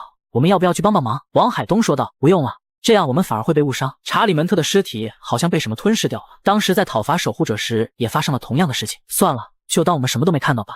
在战场的另一边，罗杰斯肆无忌惮地嘲笑，这种垃圾传送门居然还要别人帮忙，果真是未开化的民族。在高空之中的古王看着下方的战斗场面，主人可是吩咐过要尽量拖住他们的，而且他的那把武器好像天生克制我们。古王权杖高高举起，一个超位魔法就被召唤了出来，无数的箭雨悬浮在正义联盟的头顶，随着古王权杖的挥下，箭雨朝着下方激射而去。罗杰斯察觉到天空中的异样，直接朝着天空一剑劈去，顿时一道绿色剑光在吞噬掉箭雨之后，势头不减地朝着古王冲去。罗杰斯笑道：“白痴，我可是有烙印之力。卡丽娜，你去支援其他小队，这里交给我。”卡丽娜一边对方骷髅，一边说道：“没那个必要吧？”罗杰斯虽然很是好奇，但他总觉得不对劲，这些怪物跟平时传送门的不一样，我有种不祥的预感。另一边，苍狼很快清理了属于查理门特的小队，耀星公会的成员们看着天空中一闪而逝的绿芒，那是正义联盟搞出来的吗？精英执法者的实力果然和我们不一样。王宇则心中向黑影们询问，艾尔说道：“那是圣剑，只不过不是那么纯粹。”这时布尔哈特说道：“骷髅士兵全军覆灭了，这可比王宇则预想中的要快。”他骑上苍狼，在各栋大楼之间快速飞奔，在协会大楼内，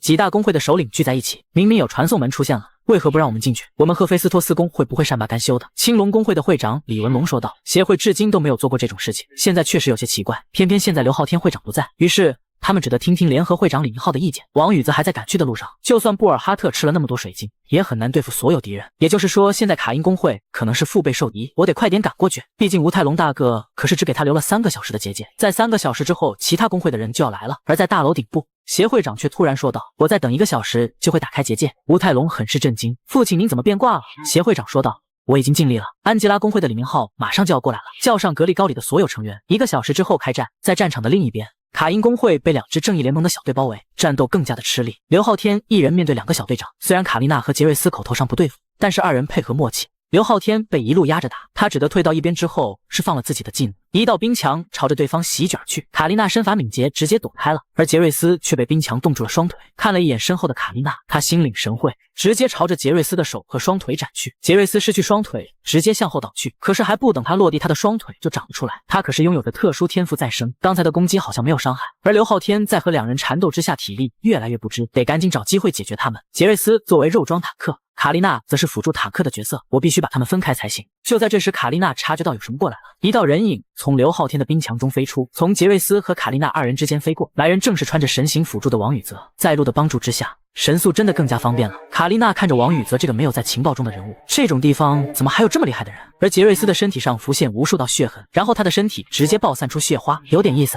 但这种伤口再来100次我都不怕。王宇则知道他的特殊天赋再生，但他脖子上凋零的特殊技能伤口恶化刚好可以破解他。刘昊天看着王宇则笑道：“你来的可真快。”卡丽娜脸色沉重地分析场中的情形，杰瑞斯的特殊天赋被克制了，难道说对方也有特殊天赋吗？杰瑞斯却笑道：“我好久没有受到这么严重的伤了。我承认，无论是实力还是特殊天赋，我都有点不如你。但你以为我没有提前做好准备吗？”只见杰瑞斯眼冒红光，整个人直接巨大化。就在王宇则吃惊的时候，原地只留下杰瑞斯巨大的脚印，他整个人迅速来到了王宇泽的面前。这一下子我们就扯平了，一剑朝着王宇泽的正脸劈下，哪怕是下着大雨，也升起了巨大的灰尘。卡丽娜看着这个场面，看来那边已经结束了。杰瑞斯可以使用再生能力获得狂暴的力量，不过就是短时间不能使用这个技能了。刘昊天问道：“你到底在看哪？”他身边的冰块直接悬浮了起来。我还没有倒下，你可不要大意了。无数的冰块朝着卡丽娜激射而去，卡丽娜直接利用自己灵活的身法躲避。难道你还不知道你的攻击对我无效吗？他快速来到刘昊天的背后，正打算一击得手的时候，刘昊天直接使用了自己的特殊技能绝对灵。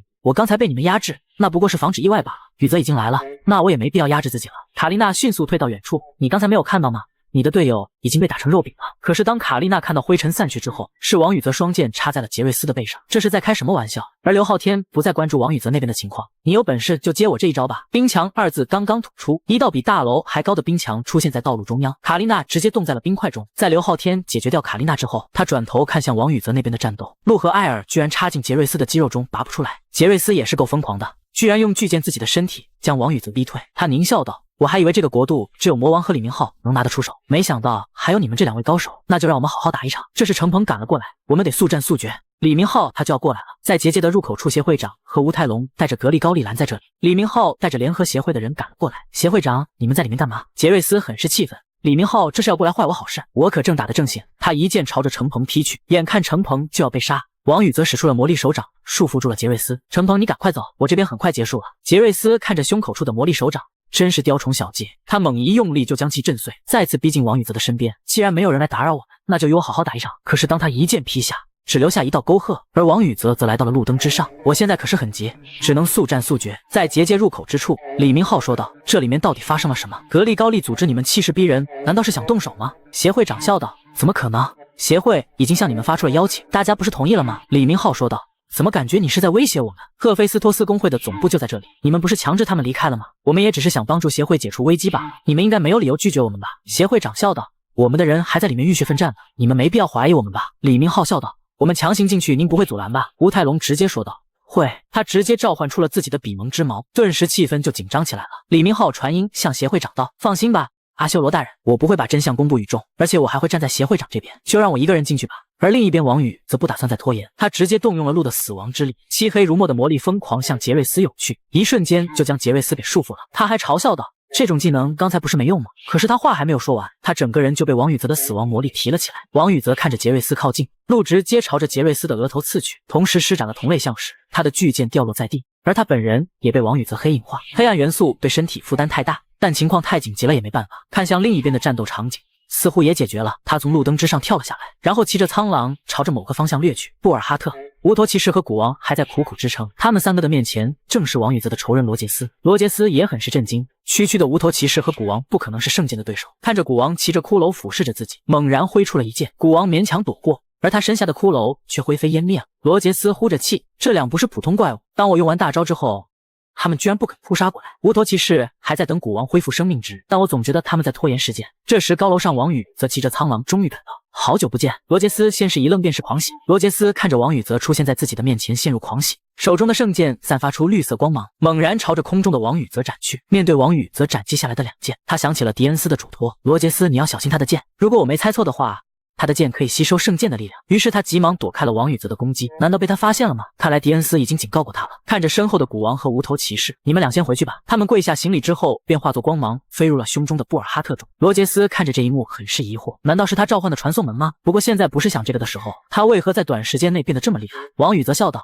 我们开始吧。刘昊天和程鹏也赶了过来，我还怕这小子打不过罗杰斯呢。罗杰斯为了避免圣剑的力量被吞噬，整个人有点畏手畏脚的。王宇则趁机刺中他的大腿，你也太菜了吧！王宇则用当初的口吻回应了他。路催促道：如果你玩够了，就快点干掉他。右手的艾尔猛然蓄力，一剑朝着罗杰斯刺去，他根本躲不开了，只得用手中的圣剑进行抵挡。而在美国的正义联盟大楼中，迪恩斯问道：罗杰斯应该到了吧？我已经提醒过他，对方的武器可以吸收圣剑的力量，但是吸收了又会怎么样呢？那又不是普通的圣剑。看到艾尔和罗杰斯的圣剑发出奇异光芒之后，王宇则迅速跳到远处。怎么回事？虽然我确实吸收到了力量，但跟圣剑卡列恩不一样。这时艾尔说道：主人，那不是普通的圣剑，应该算是堕落的圣剑，也就是说那相当于魔剑了。罗杰斯见到圣剑的力量没有流失，变得疯狂起来。我看你也没有什么了不起吗？我要好好折磨你一番。王宇则看着罗杰斯那疯狂的表情，艾尔，你还可以吸收他的力量吗？罗杰斯看到王宇则在那嘟嘟囔囔，不怕我一刀抹了你吗？那命来吧！面对罗杰斯疯狂的攻击，程鹏想上去帮忙，而刘昊天却伸手拦住了他。我感觉这家伙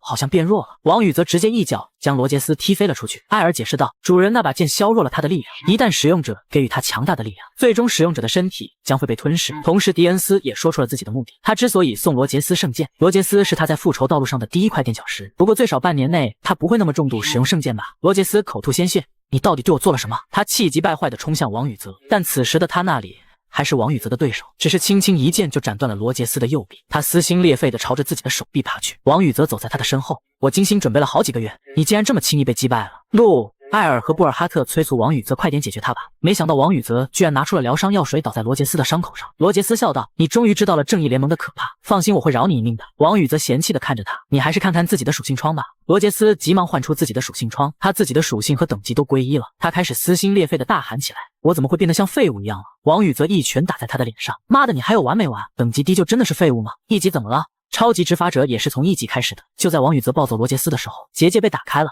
李明浩就要进来了。王宇则直接打开自己的传送门，反正罗杰斯现在也是一级了，把他丢进了传送门之中。这时一道强大的魔力降临到大道中，当金光散去，李明浩的身影显现出来，看来是很奇怪啊，你就是王宇则吧？王宇则很是疑惑，你怎么认识我？李明浩笑道：我们安吉拉公会的情报能力也是数一数二的，但对这里发生的事情倒是一无所知，你能告诉我这到底是怎么回事吗？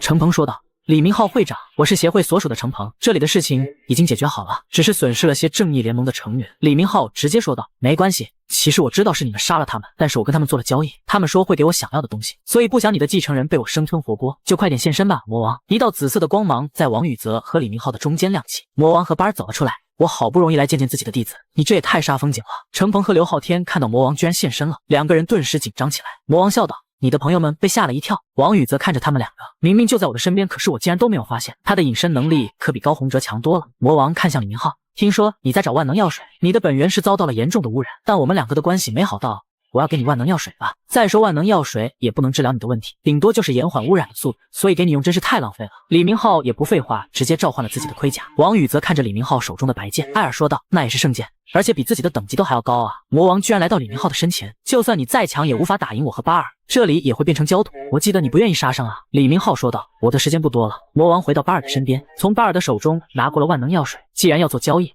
那你要拿什么做交换？李明浩说道，我会放过你继承人的性命。魔王笑道，你这是在要挟我吗？再加上一个条件，1年内你不能动他。他刚同意，魔王就得到了万能药水。李明浩转身就准备离开，魔王说道，拿你的神来发誓。没办法之下，李明浩小声的嘟囔了起来。看到李明浩离开，程鹏直接扑通坐到了地上，这压迫感也太大了。这时魔王走向他们，你是我徒弟的朋友吗？剩下的事情就交给你们了。随着一道紫光闪ฏ，便带着魔王消失在了原地。王宇则从昏迷中醒来，他已经被魔王带到了自家的地下室。他们突然出现就算了，居然连自己家的地址都知道。魔眼不是一种联络工具吗？难道你一直在用它监视我？魔王回应道，我可以通过魔眼看到一切东西。王宇则直接大叫起来，你这是侵犯隐私。魔王玩味的笑道，你这是害羞了吗？王宇则恶狠狠地问道，你突然找我到底是什么事？魔王笑道，我来看我徒弟怎么了，就当来为你庆祝了。王宇则站起来看着魔王，他可是欠了魔王好大的人情，魔王居然为他前后花费了3瓶万能药水，你到底是何方神圣？而且李明浩是……魔王直接出言打断了他，虽然你心中有很多疑惑，但暂时先不要问那么多，我会慢慢跟你解释的，我们还是先谈重要的事。王宇则有点惊讶，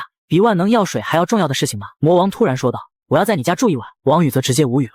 魔王见到王宇则的母亲，伯母的皮肤好好啊。王宇则的妈妈笑道，雅莲姑娘过奖了，你叫凌云对吧？看来你和你母亲一样都是个美女。妈妈顿时觉得王宇则的眼光不错，而王宇则看着其乐融融的家庭气氛，很是懵逼。凌云问道，哥哥你们俩是怎么认识的？王宇则的想办法挽回一下局面，不能让母亲和妹妹被魔王洗脑了，可是一旦弄不好他们肯定要刨根问底。神啊，你救救我吧！王宇则突然站了起来，选择转移话题，我要收养一只小狗，就直接跑开了。来到屋外，王宇则看着项链凋零，你能变小吗？凋零变成了一个小奶狗。母亲和妹妹走了出来，真的有小狗啊！凌云抱着小狗高兴地举了起来，它叫什么名字？王宇则说道，它叫凋零。凌云举着凋零乱转，哥哥你好棒！魔王走了出来，算你小子聪明，原本想今天好好休息的，看到你小子这么拼命，我们就好好谈谈吧。来到一间咖啡厅，王宇则向程鹏打去电话，善后的事情就交给你了。走进咖啡厅，就看到了已经坐着的魔王和巴尔。魔王说道，你是不是在想自己闹出那么大的事情，却不能亲自善后，很内疚？放心吧，他们可是很擅长做这种事的。王宇则坐了下来，到咖啡厅谈事情没事吧？魔王说道，巴尔亲自设下的结界比魔塔都要好多了，除了声音之外，别人都无法发现我们。好了，你拭目以待的提问时间到了。王宇则虽然很想问很多事情，再次相遇时他就有种奇怪的感觉。你叫巴尔对吧？你不是执法者，你是人类吗？魔王笑道，没想到你居然会问这个，看来你的眼力不错。原来刚才路已经告诉王宇则，巴尔不是人类，而是大恶魔之一。巴尔直接弯腰跪下，很荣幸见到您恶魔之王。魔王直接笑了起来，真是太好玩了。你现在叫路对吧？王宇则很是惊讶，你居然能听到黑影的声音。魔王笑道，我还能听到艾尔和你胸口那个小屁孩的声音。路说道，没什么大惊小怪的，你不是还能跟他共享视野吗？王宇则站了起来，你真的会读心术吗？魔王说道，怎么可能，我只是读懂了你浅层的意思，并不能看穿你深层的想法。王宇则捂住自己的脑袋，我们还是慢慢谈谈吧，一下子接收那么多信息，脑袋转不过来。魔王看着头疼的王宇则，巴尔下跪的对象并不是恶魔之主，而是你。路解释道，这个名叫巴尔的混蛋是曾经背叛我的恶魔之一，巴尔之前跟其他大恶魔一起流放了恶魔之王，对他来说路之是曾经的王，而你现在才是他的主人，所以巴尔才会向你行礼。路骂道，真是晦气。魔王说道，以前的事情就不要谈了，虽然你刚觉醒魔眼没多久，但是我很好奇你是如何觉醒魔眼的，毕竟那可是恶魔的象征。王宇则直接惊讶了，难道魔眼不是魔王给予他的力量吗？王宇则摸着自己的脸颊，难道这是我与生俱来的力量吗？艾尔说道，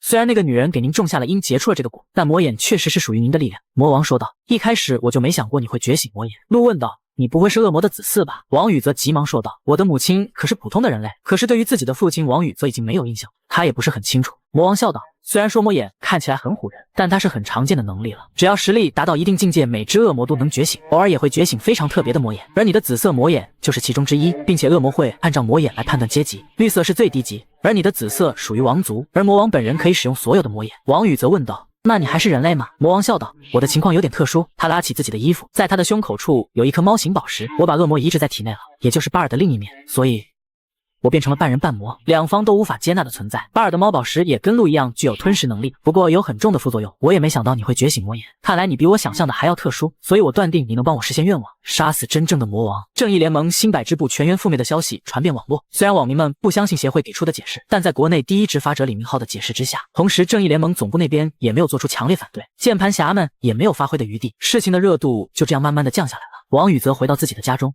没想到魔王留在了自己的家里。你这是打算长期住在我家了吗？魔王含糊不清的说着什么。王宇则骂道。你就不能吃完再说吗？魔王说道。我又没住的地方。在那天王宇则想要得到更多的情报时，魔王要求王宇则先通过魔塔的第50层。凌云和我妹妹呢？他俩何必蒙出去吃饭了。王宇则在换着衣服，突然他发现异样冲了出来。你该不会再用魔眼偷看我吧？魔王笑道。你的身材真好，其实我也身不由己，在不接触你的情况下，只能靠这种方法获得情报。王宇则说道。既然如此，你帮我解除一下吧，反正现在也没必要了。魔王笑道。你不会后悔吧？解除共享视野之后，你会损失掉我的那部分魔力。在得到王宇则的确定答复之后，魔王居然吻上王宇则。王宇则急忙后退。你这是在干什么？魔王笑道。这不会是你的初吻吧？魔王看着害羞的王宇则。这不会是你的初吻吧？王宇则捂着自己的脸，算是默认了。魔王只得换了一个话题。我解除了共享视野，你的瞳孔也会慢慢变成原来的颜色，但并不意味着你失去了魔眼，只是失去了我力量的加持罢了。同时我现在也听不到黑影在说什么了。王宇则听着他的话是生气。我好想打他啊！魔王转身笑道。我们走吧。王宇则来到自己家的地下室，这里已经被巴尔给改造了，变得宽阔无比。王宇则问道。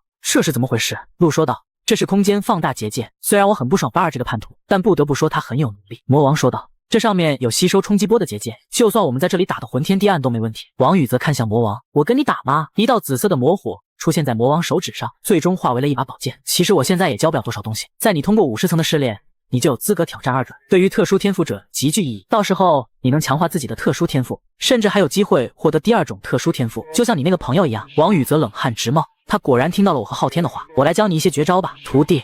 说10000句还不如打一场来的实在。王宇则也不再废话，直接朝着魔王冲了过去。双剑斩过之后却毫无作用，魔王直接来到他的身后，用剑架在了王宇则的脖子上。露点频道。其实他并不是很快，只是做出了最准确的判断而已。他从死角展开了攻击，所以速度才看起来那么快。魔王笑道。现在我把我的战斗经验和技巧全部传授给你。瞬间就来到王宇则的身前，一剑斩去，之后又快速辗转腾挪，平静地说道。一山难容二虎，我和李明浩必有一战，但两虎相斗必有一伤，所以我们才会克制。只是你和迪恩斯的介入打破了这个平衡，你现在还是太弱了。如果你1年内无法打败迪恩斯，那就去死吧。魔王直接施展自己的天赋技能黑眼，宛如一个邪神冲向王宇则。王宇则压力大增，只得使用了鹿的死亡之力，顿时爆发出了巨大声响，不过都没有伤到巴尔分毫。原本开裂的墙壁也快速恢复。看着王宇则倒在地上，魔王笑道。你这招也太狠了吧。在布尔哈特的传送门内部，罗杰斯在吃力地拉着石块，古王从天空中降落下来。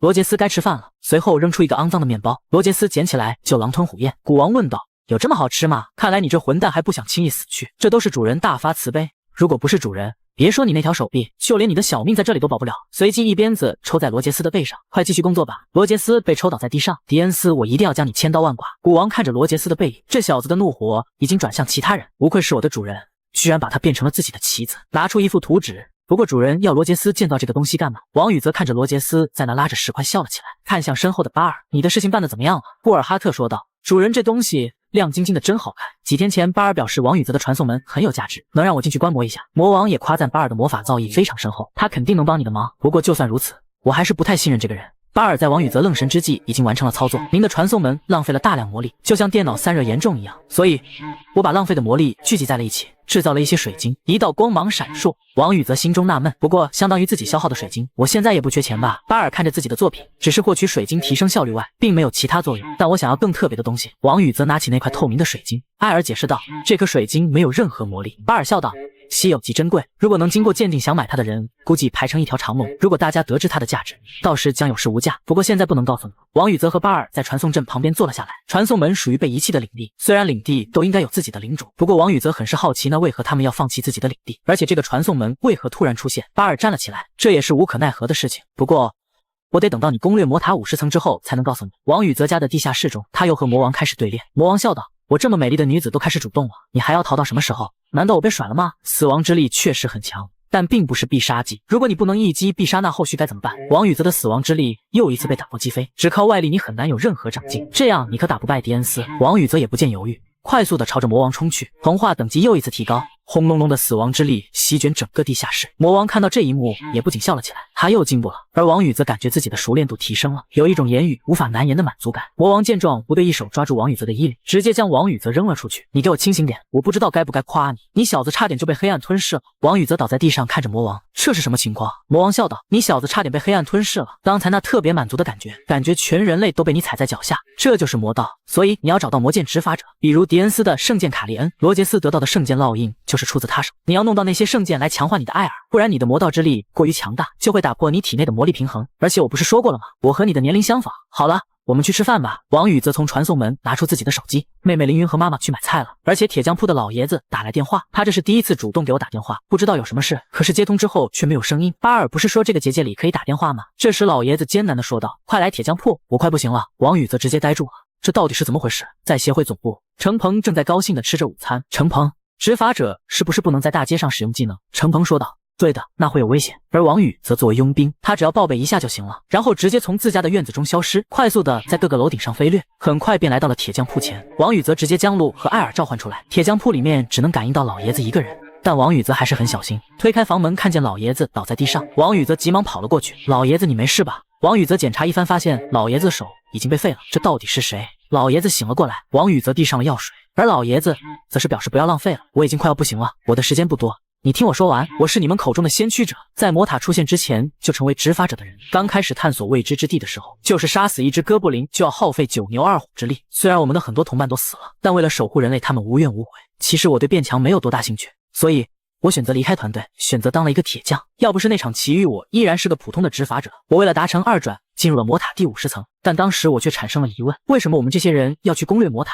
魔塔的上方才有我们想要的答案吗？那魔塔的下方呢？我们认为的第1层真的是魔塔的底部了吗？铁匠铺的老爷子在魔塔第1层晃悠了很久，他连没人踏足的区域都去涉足了，估计到现在都没有魔塔第1层。功夫不负有心人，我终于找到了通往地下的路。王宇则听到这里，大脑一阵疼痛。您无权得知这个情报，现在给予你最严厉的惩罚。王宇则感觉自己都要扭曲了。艾尔焦急地问道，主人你怎么了？王宇则回想起了魔王说过，你现在没资格知道，通过魔塔50层再说，并且巴尔也说要王宇则通过50层。王宇则顿时明白了很多，抬起头看着老爷子，我没事，你继续说吧。虽然无尽的痛楚席卷了王宇则的全身，但我不能失去这次机会，必须听老爷子说完。老爷子说道，你不用勉强自己，魔塔的地下并不是什么好地方，大地被烈焰烧红，荒凉的沙漠遍布全域，那里完全不适合人类生存。鹿说道，我有可能知道，但还是先听他说吧。老爷子在那里徘徊了很久，并没有找到什么，只感觉进入了一个永无止境的传送门。所以当我准备原路返回的时候，某种怪物出现在我的身后，虽然我在先驱者排名也靠前，但也完全被他玩弄在股掌之中。而当我万念俱灰的时候，我遇到了一个女人，她后来成为了我的老婆。她给我的第一印象很是强烈，她并不是执法者，她是……老爷子的话也说不出来，仿佛什么在限制他的话音，整个人摔倒在地。我的口袋里面的东西你拿走，一定要救下小豪。王宇则从他的口袋中拿出一幅地图和一个金色小锤子，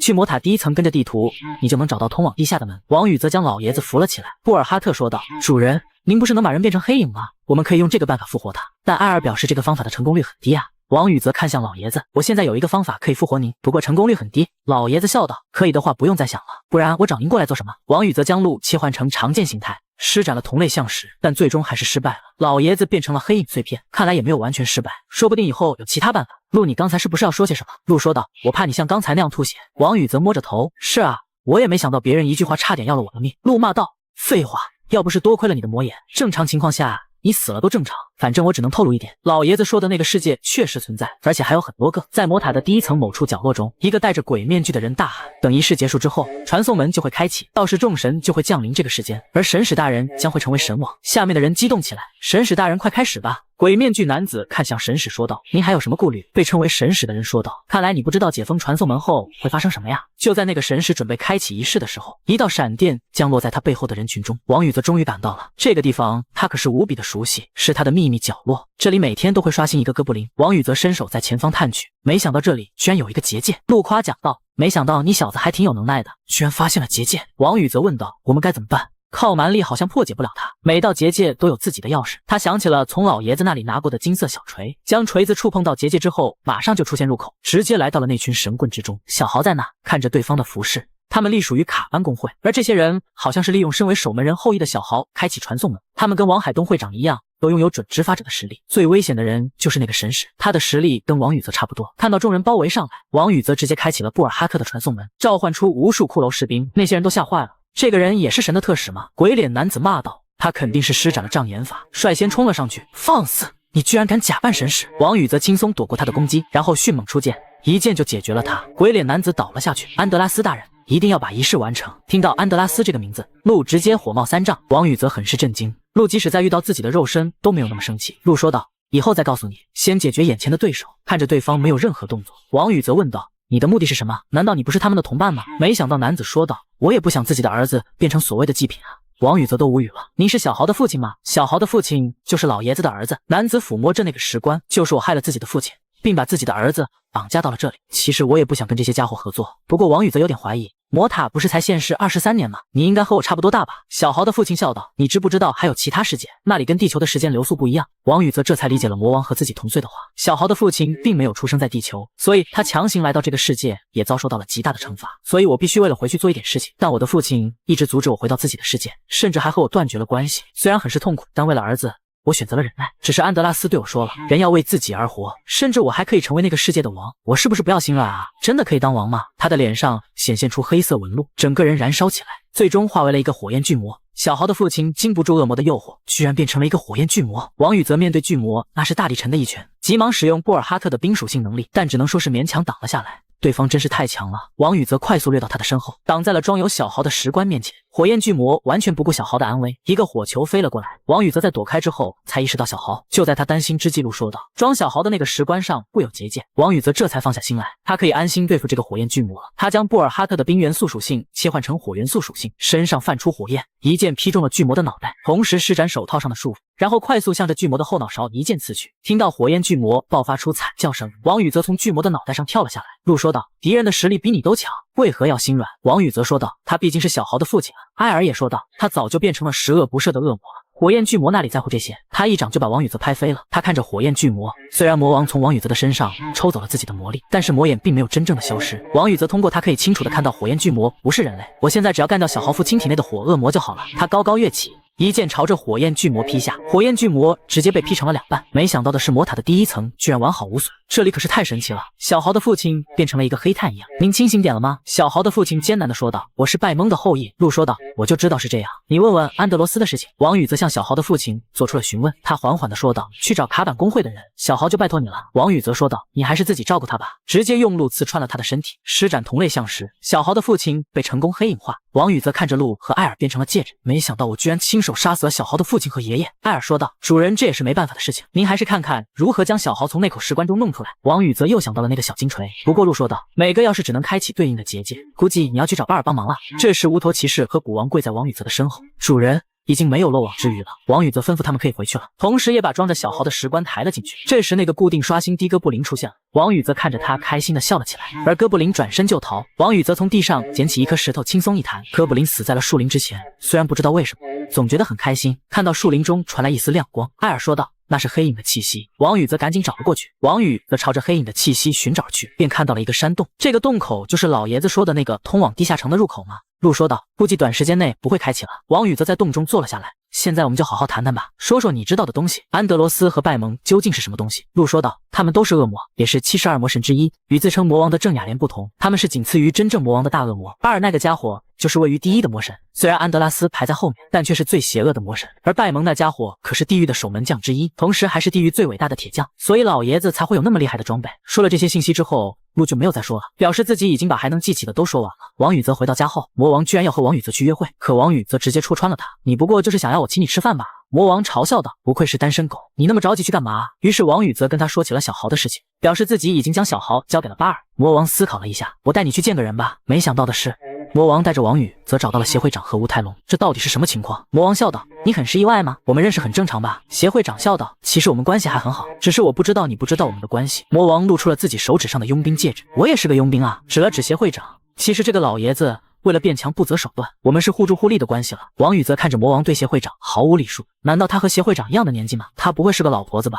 魔王看到王宇则露出那样的神色，就知道他想歪了。我只是嫌弃他罢了，并没有他那么的老。一巴掌就把王宇则拍倒。废话说到这里，卡班公会开始行动了。吴泰龙明显一愣，卡班公会是什么鬼？魔王很是好奇，看来你儿子不知道卡班公会啊，我还以为你们两个都是先驱者呢。王宇则暗中想到，他还以为先驱者都是一波老头子呢。协会长想摸摸吴泰龙的头，却被他打开了，他也快触及到这个领域了。吴泰龙表示自己也不能原地踏步吧。话说卡班公会怎么这么耳熟？他和王宇则突然意识到莱奥去了卡班公会，我不会在刚才不小心将他杀死了。不过我清理尸体的时候确认了没有他。王宇则问道，魔王和协会长，你们好像很了解卡班公会啊，他们到底是什么来历？协会长说道，你们觉得自己了解魔塔吗？魔塔对于无数的世界来说是互相链接的纽带，也是互相之间的束缚，它在慢慢的蚕食这些世界。系统提示音又响起，您无权得知这个情报，现给予最严厉的惩罚。王宇则又头痛欲裂，协会长和吴泰龙都很是意外，难道你还没有通过魔塔50层完成2转试炼吗？王宇则抱着头很是担忧，他们不会以为自己很是垃圾吧？协会长笑道，你的成长速度太惊人，我还以为你早已攻略了50层了。魔王笑着点了一下王宇则的脑袋，烙印已经发动，执法者王宇则临时成为执法者郑雅莲的眷属。王宇则看着这突然弹出的信息很是疑惑，这是什么意思？魔王笑道，你不要误会，这是我的第2个特殊天赋，它除了能分担惩罚带来的痛苦，并没有其他效果，而且你的实力也没有弱到会被我烙印控制。落在王宇则心中说道，他并没有说谎，这只是某种协议，反而对那个女人更不利。协会长看着吴泰龙说道，你能不能提前跟我说一声？魔王笑道，你放心吧。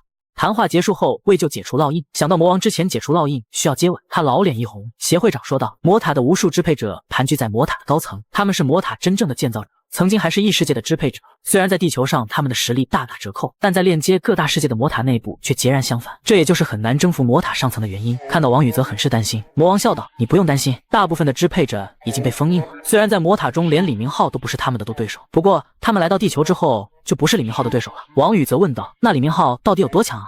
魔王想了一下，如果他在全盛时期的话，我们几个人一起上，估计能和他打个平手。协会长和吴泰龙连连点头。王宇则本以为自己变强了，可是他却遇到了无数的强者，不知道以后还要克服多少障碍。协会长说道，现在最重要的是安德罗斯，我也没有想到他居然是卡班公会的首领，这样我们必须要尽快弄清楚卡班公会的目的了。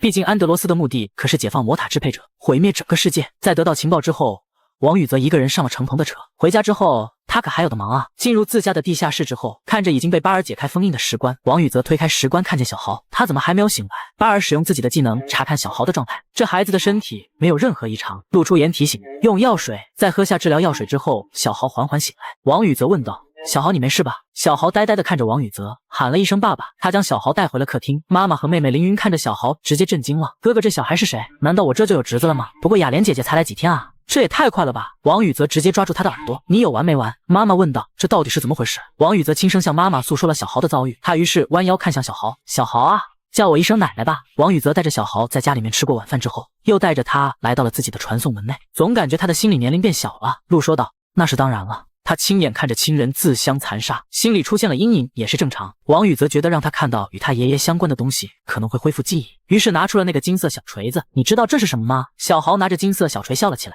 举着锤子跳了起来，没想到锤子直接变大，小豪居然还能轻松的挥舞。陆说道，不愧是拜蒙的后裔，所有装备都亲近他。小豪走到那块石棺前，狠狠的一锤挥下，爆发出恐怖的气浪，小豪直接使出了乱披风锤法，这是在没有用锤子雕刻石棺。王宇则看到陆一直在夸奖他，毕竟拜蒙可是为数不多没有背叛我的恶魔。小豪整整雕刻了9个小时，他最终累倒在王宇则的怀中，虽然他失去了记忆，但还是凭着自己的本能雕刻出了自己的爷爷。陆说道，不管怎么样都已经准备就绪了，你可以拿着这个雕像当做容器，这样就有5成的可能性复活老爷子。不过王宇则很是疑问，老爷子不是黑影化失败了吗？艾尔说道，只要没有魂飞魄散都有希望。王宇则触摸那个雕像，已成功签订契约，这是一件没有自我意识的装备，或许注入黑影真的可能复活老爷子，不过要把老爷子的黑影碎片进行合成，王宇则不知道怎么办呀。这时巴尔突然出现，我知道怎么做。王宇则将小豪放回自家的房间之后，巴尔说道，您毕竟是个异类，所以我也不能进行保证。陆说道，如果他没有把握的话，肯定是不会说的。巴尔看王宇则同意了自己的建议，现在先恢复老爷子的黑影，我手上有所需的全部材料，只要将老爷子的碎片和您手中的黑影碎片合二为一。王宇则突然问道，你是怎么知道黑影碎片可以合成的？巴尔表示魔王告诉他的，不过就算成功合成黑影，也不能保证老爷子能够回归本质，所以我们需要圣剑烙印和透明水晶。巴尔开始叙述这两个物件的功效，听得王宇则都有点头疼，不过他还是相信路的。他拿起圣剑和水晶，合成老爷子和黑影的碎片，让圣剑吸收这些东西之后，就这样老爷子和黑影碎片以及圣剑之中的生命之力融合在一起，然后将透明水晶靠近圣剑，圣剑中的材料就被水晶吸收了。巴尔见状露出了兴奋的表情，终于大功告成了。王宇则捧着发着光芒的水晶，如果成功注入容器中，这不仅仅是制造了一个黑影，让死人找回自我意识，等于展现了神迹。当水晶靠近雕像之后，便融入其中，雕像便快速破碎。系统提示音响起，成功制造出守护人。而在 M 国的正义联盟总部，过不了多久之后，新版就会出现无数传送门，而我们正义联盟就可以拿这个借口进入新版。如果按照你的计划，我就可以向魔王报仇了。对了，你叫什么名字？从黑暗中走出一个头长犄角的男子。我是卡班工会的会长，你就叫我拉斯吧。23年前，地球出现了魔塔和传送门，从中锋涌出无数的魔物，同时也觉醒了拥有强大力量的执法者。他们就像游戏的角色一样，不断的提高自己的等级。而曾经不能升级的我，如今也能大杀四方了。王宇则轻松清理一个传送门后走了出来，门口的执法者们都惊呆了，这也太快了吧！耀星大人，你辛苦了，水晶这边都交给我吧。虽然王宇则拒绝别人这么叫自己，但还是没有办法阻止。程鹏笑道，既然无法避免，就好好享受。对了，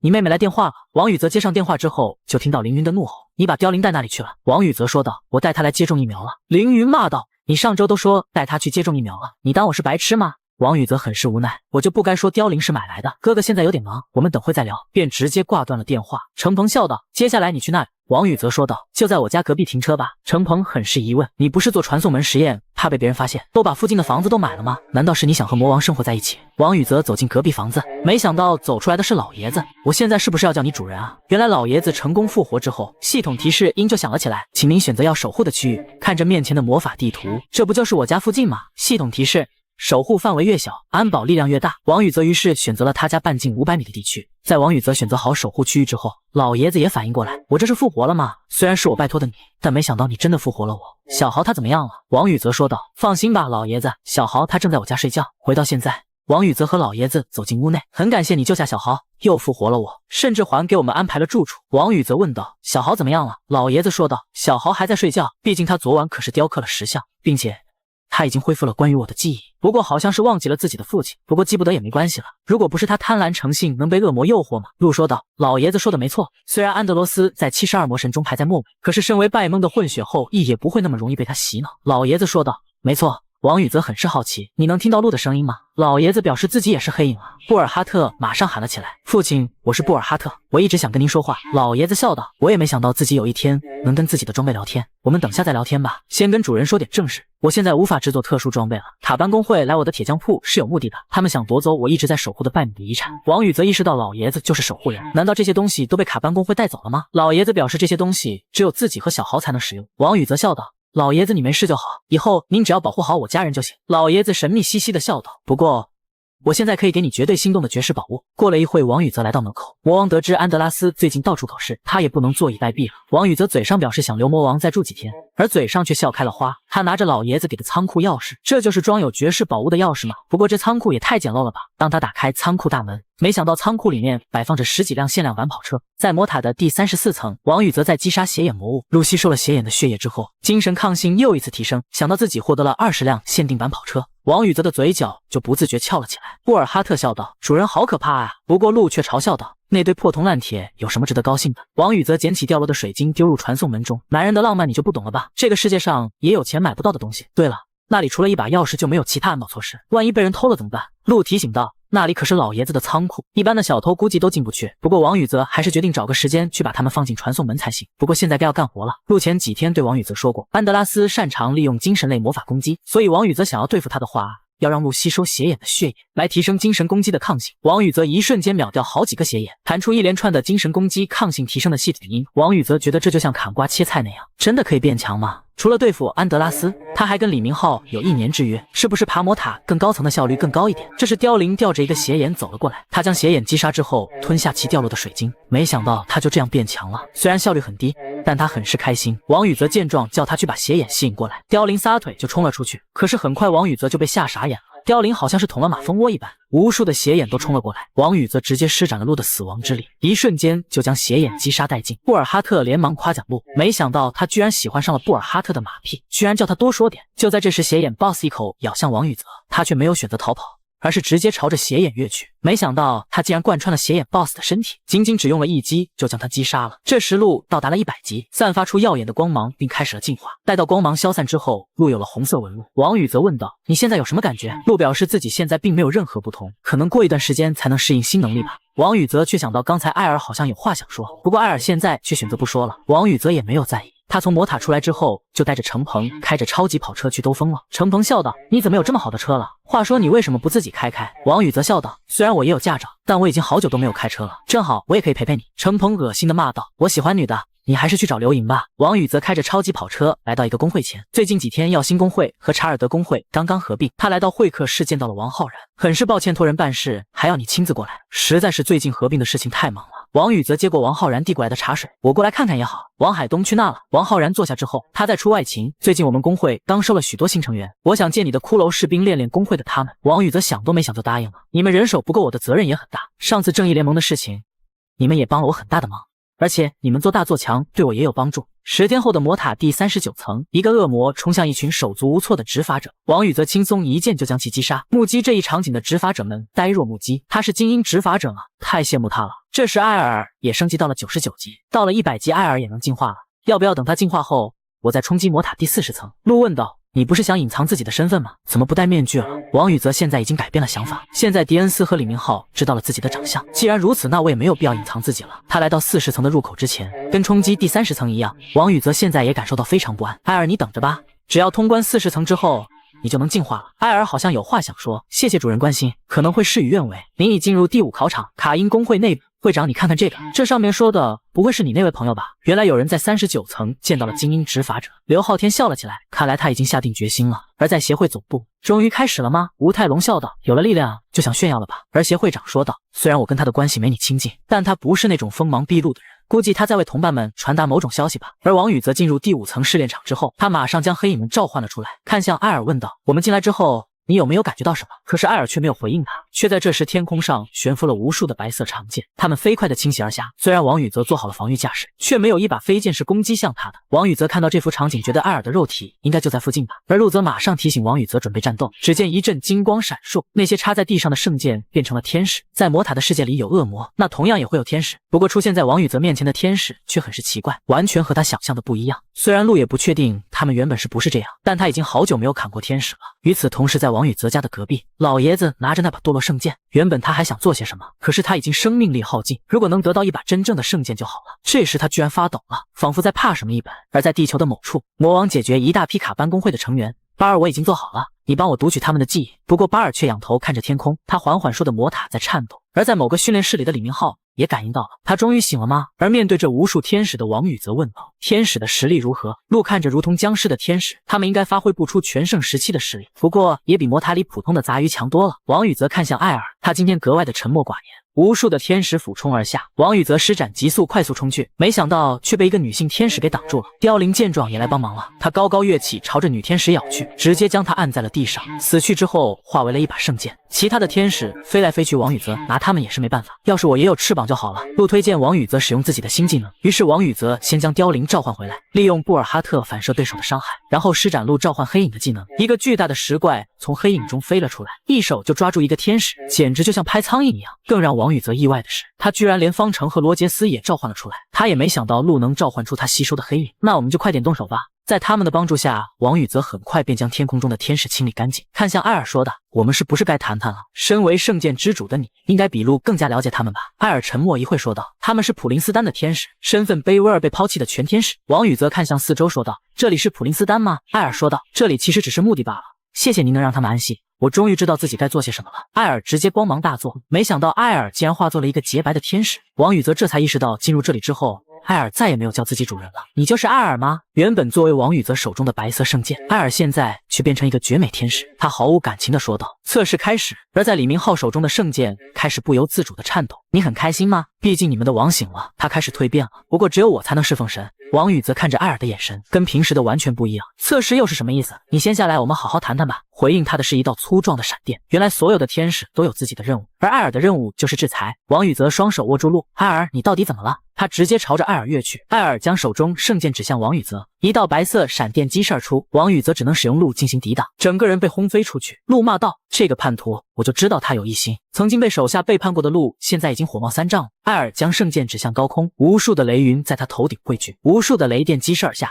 王宇泽只得施展急速快速躲避，鹿恨不得将他生吞活剥了。眼见雷电再也无法躲避，王宇泽施展了反伤，顿时掀起一阵能量浪潮。王宇泽半跪在地上，艾尔在空中攻击，我没办法接近他啊！既然如此，王宇泽只能选择召唤克鲁瑟。那个巨大的石怪冲向艾尔，没想到艾尔直接一招圣痕，宛如黑洞一般将克鲁瑟吸了进去。王宇泽也没想到，居然一招被秒了。而鹿则解释道：“我们的力量天生被他们克制，他可比刚才的天使强多了。”王宇泽大喊道：“艾尔，你冷静点，你不认识我了吗？”可回应他的依旧是一道粗壮的闪电。王宇则直接被电得外焦里嫩。鹿骂道：“白痴，该清醒的人是你，你不会真的以为我们可以唤醒他吧？”王宇则问道：“那我们现在该怎么办？”鹿直接说道：“那就杀了他。你心里也清楚，现在只有这个办法了。别犹豫了，如果连你都死了，我们会跟着遭殃。”王宇则不再犹豫，施展鹿的死亡之力冲向艾尔。黑色的死亡之力朝着艾尔斩去，艾尔脸色平静。王宇则仿佛听到了艾尔在喊主人，他明星的愣了一下，则被天使艾尔一剑洞穿在空中，同时老爷子整个人呼吸困难。我跟王宇泽的联系要断了。当天使艾尔的长剑从王宇泽的胸口拔出，他缓缓地掉了下去，脸上沾有王宇泽血液的天使艾尔这才有了神色，他急忙向王宇泽冲去。主人，你可不能死啊！掉在地上的鹿骂道：“你还有脸说这话？”而艾尔则是捂住胸口，我和主人的联系要断了。话接上集，王宇则被艾尔一剑刺中之后，整个人仿佛来到了死后的世界。鹿和布尔哈特会因为自己而死吗？不知道大家怎么样了？早知道和大家多聚聚了。对不起郑雅莲了，我这个徒弟突然暴毙了，会不会给他带来大麻烦？昊天、浩然，我还想助他们一臂之力。迪恩斯、李明浩都可能会威胁到家人的生命，没想到还有很多事情没有解决。当王宇则睁开眼之后，发现自己坐在一个王座之上，在他的面前站着无数的恶魔，与他们对抗的正是那群天使。王宇则看向自己刚刚坐着的王座，这梦也太真实了吧！给我回去！一道陌生的声音响起，王宇则睁开眼看着艾尔，王宇则从他的身上起来，这里是那里？难道这里是天堂吗？艾尔说道，这里依然是魔塔。王宇则摸了摸头，我这种人怎么可能上天堂呢？等一下，难道我还没死吗？他这才想到了圣剑之王吸收卡利恩得到的那个技能，可以抵挡一次致命攻击。王宇则看向艾尔，多亏你我捡回了一条命，当然我差点死在你手里。艾尔看向王宇则，主人，我当时已经背叛了你，您为何没有攻击我？王宇则笑道，那不能怪你，我知道你被控制了，其实我知道你已经预见到这种事情的发生了，希望你下次提前告诉我。艾尔愧疚地说道，其实我也想阻止您，只要放弃40层的考验就能置身事外，但是我怎么敢阻止主人呢？毕竟主人还要继续爬塔呀。王宇则笑道，你不用自责，事情不是已经解决了吗？其他的黑影去哪了？艾尔说道，这里是独立空间，其他黑影暂时在别处。王宇则问道，那你恢复记忆了吗？艾尔说道，恢复了一部分，我的存在就是为了贯彻那位的意志，但我奉使您之后，我变得越发混乱，至于那位是谁，我已经记不清了。我唯一记得的是，其实圣剑就是奉献了身体和精神的天使，而作为第一把圣剑的天使，就会成为圣剑之主，所有的圣剑也会听从我的命令。对不起主人，时间到了，谢谢你给了我第2次生命，您一定会爬上魔塔的顶峰，不管中途遇到天使、人类、恶魔，只要敢阻拦，您必须杀无赦，您一定要成为魔塔的主人。随着艾尔的话音落下，他慢慢化为了虚无。王宇则回到魔塔空间中，胸口也传来一阵刺痛，看到身边竖着把剑，王宇则看过去，没想到是锈迹斑斑的艾尔。在协会的总部，刘莹在看着王宇则和他的聊天记录，他和自己的会员告别之后，准备独自等待王宇则，没想到被他的会员们给嘲笑了一波。就在他们嬉笑的时候，李明浩向着魔塔入口走去，而在魔塔40层的王宇则看着通关掉落的艾尔的信物，王宇则气呼呼的一拳打在面前的地上。鹿和布尔哈特急忙劝阻，王宇则的拳头流出鲜血。鹿说道，你给我冷静点，他不过是叛徒。王宇则骂道，你给我闭嘴。王宇则疼苦的捂着眼睛，对不起，我不该向你发火的，就让我独自待会吧。他走在魔塔40层的大街上，没想到李明浩出现在了他面前。看到你这副模样，圣剑之主是不是已经……王宇则急忙将鹿切换成剑，没想到李明浩转身就走。我不会违背承诺向你出手的，我只是想确认一件事罢了。不过你真是废物，连自己的剑都保管不好。王宇则再也忍不住了，一剑朝着李明浩斩去。没想到李明浩只用双指就夹住了长剑，然后一弹就把王宇则弹飞了。我答应过他1年内不会伤你，而我能接受这个可笑的承诺，是因为你对我不会造成任何威胁。没想到他的主人是这副模样，魔塔不会做无所谓的事，我只能告诉你这么多了。说完，李明浩便离开了。协会的门口，刘莹等到了夜晚，看着天空下起了小雨，她今天应该不会出来了。就在刘莹准备离开的时候，她听到后面传来一阵骚动，这个执法者怎么了？刘莹急忙挤开人群走了上去，你这是怎么了？王宇泽看到刘莹之后，整个人放松下来，倒在她的怀中。待到王宇泽缓缓醒来，他便看到了程鹏。很遗憾你在我家，刘莹已经回去了。当时我看到你倒在刘莹的怀中，就把您从她手上接了过来。经过协会医疗队治疗之后，我就把你带到了这里。您的手套和衣服我都收起来了。刘莹可是照顾了您很久，你有时间给她回个电话吧。睡了很久，王宇泽也饿了，两人吃起宵夜。王宇泽通过聊天得知，原来程鹏的母亲也在住院，而他之前看到自己得到万能药水治疗了自己的母亲，他一定很难受吧。王宇泽走到阳台上，母亲病重时，我觉得自己是全世界最不幸的人。而昊天他们在与正义联盟一战的时候，他们也失去了很多同伴啊。沃尔哈特问道：“主人，您没事吧？”王宇泽说道：“我没事了，我已经想好了，攻略魔塔吧。既然无法接受失去同伴，那就努力变强吧。既然无法接受失去同伴，那就努力变强吧。对了，鹿，我还有一个疑问，我们是不是还可以复活艾尔？”鹿骂道：“白痴，你怎么现在才问？鹿作为魔剑之主，艾尔作为圣剑之主，而你成为他们的主人，必然不是个偶然。毕竟他们可是两个对立的存在。在通过30层的测试后，得到了鹿的肉身，并用它让鹿进化了。在40层获得的艾尔的信，说不定也是用来让艾尔进化的。魔塔不会做无谓的事。”想到这句话，王宇泽就觉得艾尔不会在升级的道路上突然死去。老爷子听到王宇泽的猜测之后，觉得很有可能。他通过烙印观察了这把圣剑，它可以修复圣剑的外形，但却无法让它真正恢复。王宇泽笑道：“没关系，这本就是我该做的事。”老爷子开口说道：“我能不能留在传送门内工作？那里的魔力更浓郁一点。”于是王宇泽开启了传送门，向着古王吩咐：“你要好好照顾老爷子，如果他有什么需要，就让骷髅们照办。”老爷子也很麻利，那我去奉命办事了。看到老爷子将自己的家当搬入传送门，鹿，我接下来该怎么办？鹿说道：“导致艾尔死亡的原因是他彻底失去了根源，在卡利恩的特性下，你依然处于濒死之际，所以他选择牺牲自己，所以我们需要帮他找回根源。他们的根源就是那生命力，跟我的死亡之力正好相反，所以为了复活艾尔，你就学会控制生命之力，也就是说，你要同时控制生与死。不过丑话说在前头，这可不是件容易的事，这可是神才能踏足的领域，你就做好被我蹂躏的打算吧。”王宇泽回到自家地下室，气沉丹田，守住本心，集中精神，神识内观，你要杜绝外界的影响。静静观察自己的脉动，从心脏到头部以及四肢的魔力流动，再感受跟黑影们的连接状态。简而言之，你要不断观察自己的一切。王宇则直接吐出血来。布尔哈特急忙问道：“主人，你没事吧？”而鹿则是问道：“你看到了什么？”王宇则表示自己感受到了巨大的空虚。鹿说道：“我让你简单观察自身，这才不到3周。你就达到这种境界了吗？”王宇则靠在墙壁上，那应该是我的本源吧？鹿说道：“我以为最快也要2个月，没想到进展如此神速。”王宇则也没想到自己本源之内感受到了巨大的空虚，光是看了一眼就差点让我失去自我。每一个人的本源都是这样的吗？鹿说道：“看来你不知道自己有多特别啊，也不知道那些强者为何会对你感兴趣，更不知道自己会得到别人望尘莫及的传送门。”王宇则都不知道自己是那么的与众不同，为何自己不能升级？还有那些，鹿的话截然而止。如果他再说下去，王宇则就又会受到系统的惩罚。只能等王宇则自己强大了，就自然会知道了。如果我们要复活艾尔，就得抓紧时间了，毕竟夜长梦多呀。现在你要在那无尽的空虚之地找到那生命之力，只因艾尔为了复活你而耗尽了生命之力，那你的身体里面一定会有生命之力的残余力量，只要找到它，就有可以复活艾尔。王宇则认真的进行内视，发现自己的本源宛如一团黑色的烈火，那就是鹿的死亡之力，而死亡之力更是化为了一个巨大的眼球。传来鹿的声音：“做得好。”接下来就是依葫芦画瓢，寻找其他黑影。王宇则向一旁看去，那里有一团弱小的火焰，这就是布尔哈特。王宇则看着黑影们的模样，好神奇啊！更是看到了朗形的凋零，看到了在锻造的老爷子。就在王宇则想要去触碰老爷子的时候，鹿急忙阻止：“我们与你处于链接状态，随意触碰不知道会带来什么后果。”王宇则冷汗直冒：“你怎么不早说？”他四处张望，却没有发现生命之力。鹿说道：“好好感受，你能找到的。当你用烙印修复老爷子时，你就使用过一次生命之力，所以你要好好想一想当时的感受。”王宇则已经逐渐摸清楚本源的构成，鹿所在的死亡领域以及其他黑影的领域。他的意识向某处探去，那里闪烁着金色的光芒。找到了。王宇则来到金色的小桌子前。我该怎么办？鹿的大眼盯着王宇则，你准备好了吗？现在你只要触碰它就行，只是连我都不知道会带来什么后果，所以你要做好觉悟。王宇则觉得自己肯定是要做的，也就无恙什么犹豫的了，伸手向金色小球探去。当王宇则的手触碰到小球的时候，金色光芒照亮王宇则的本源空间。现实世界之中，王宇则直接掐住了自己的脖子。鹿大骂道：“你清醒点，守住自己的意识，不然你真的会死的。”王宇则只觉得自己的体内翻江倒海，这就是触碰到生命之力的代价吗？千万不能失去意识。王宇则将鹿切换成长剑状态，直接刺进自己的大腿。鹿说道：“真狠啊，不过你也清醒过来了。你听好了，我们现在要改变本源之力，迸发的生命之力会和死亡之力发生冲突，正是这两种水火不容的力量才会让你这样生不如死，所以我们要制作一堵墙来隔开他们。王宇则问道：我该怎么做？他就要坚持不住了，直接就晕倒在地。陆急忙说道：我已经开始动手了。王宇则不知道睡了多久，当他醒过来之后，陆说道：你亲自确认一下自己的本源之力吧。王宇则内观自己的本源，黑色的死亡之力和金色的生命之力泾渭分明，仔细看去，凋零和奥伯伦负责死亡之力，布尔哈特和赫尔墨斯负责生命之力，正在拼命地往外推，而老头子正处于中央保持平衡。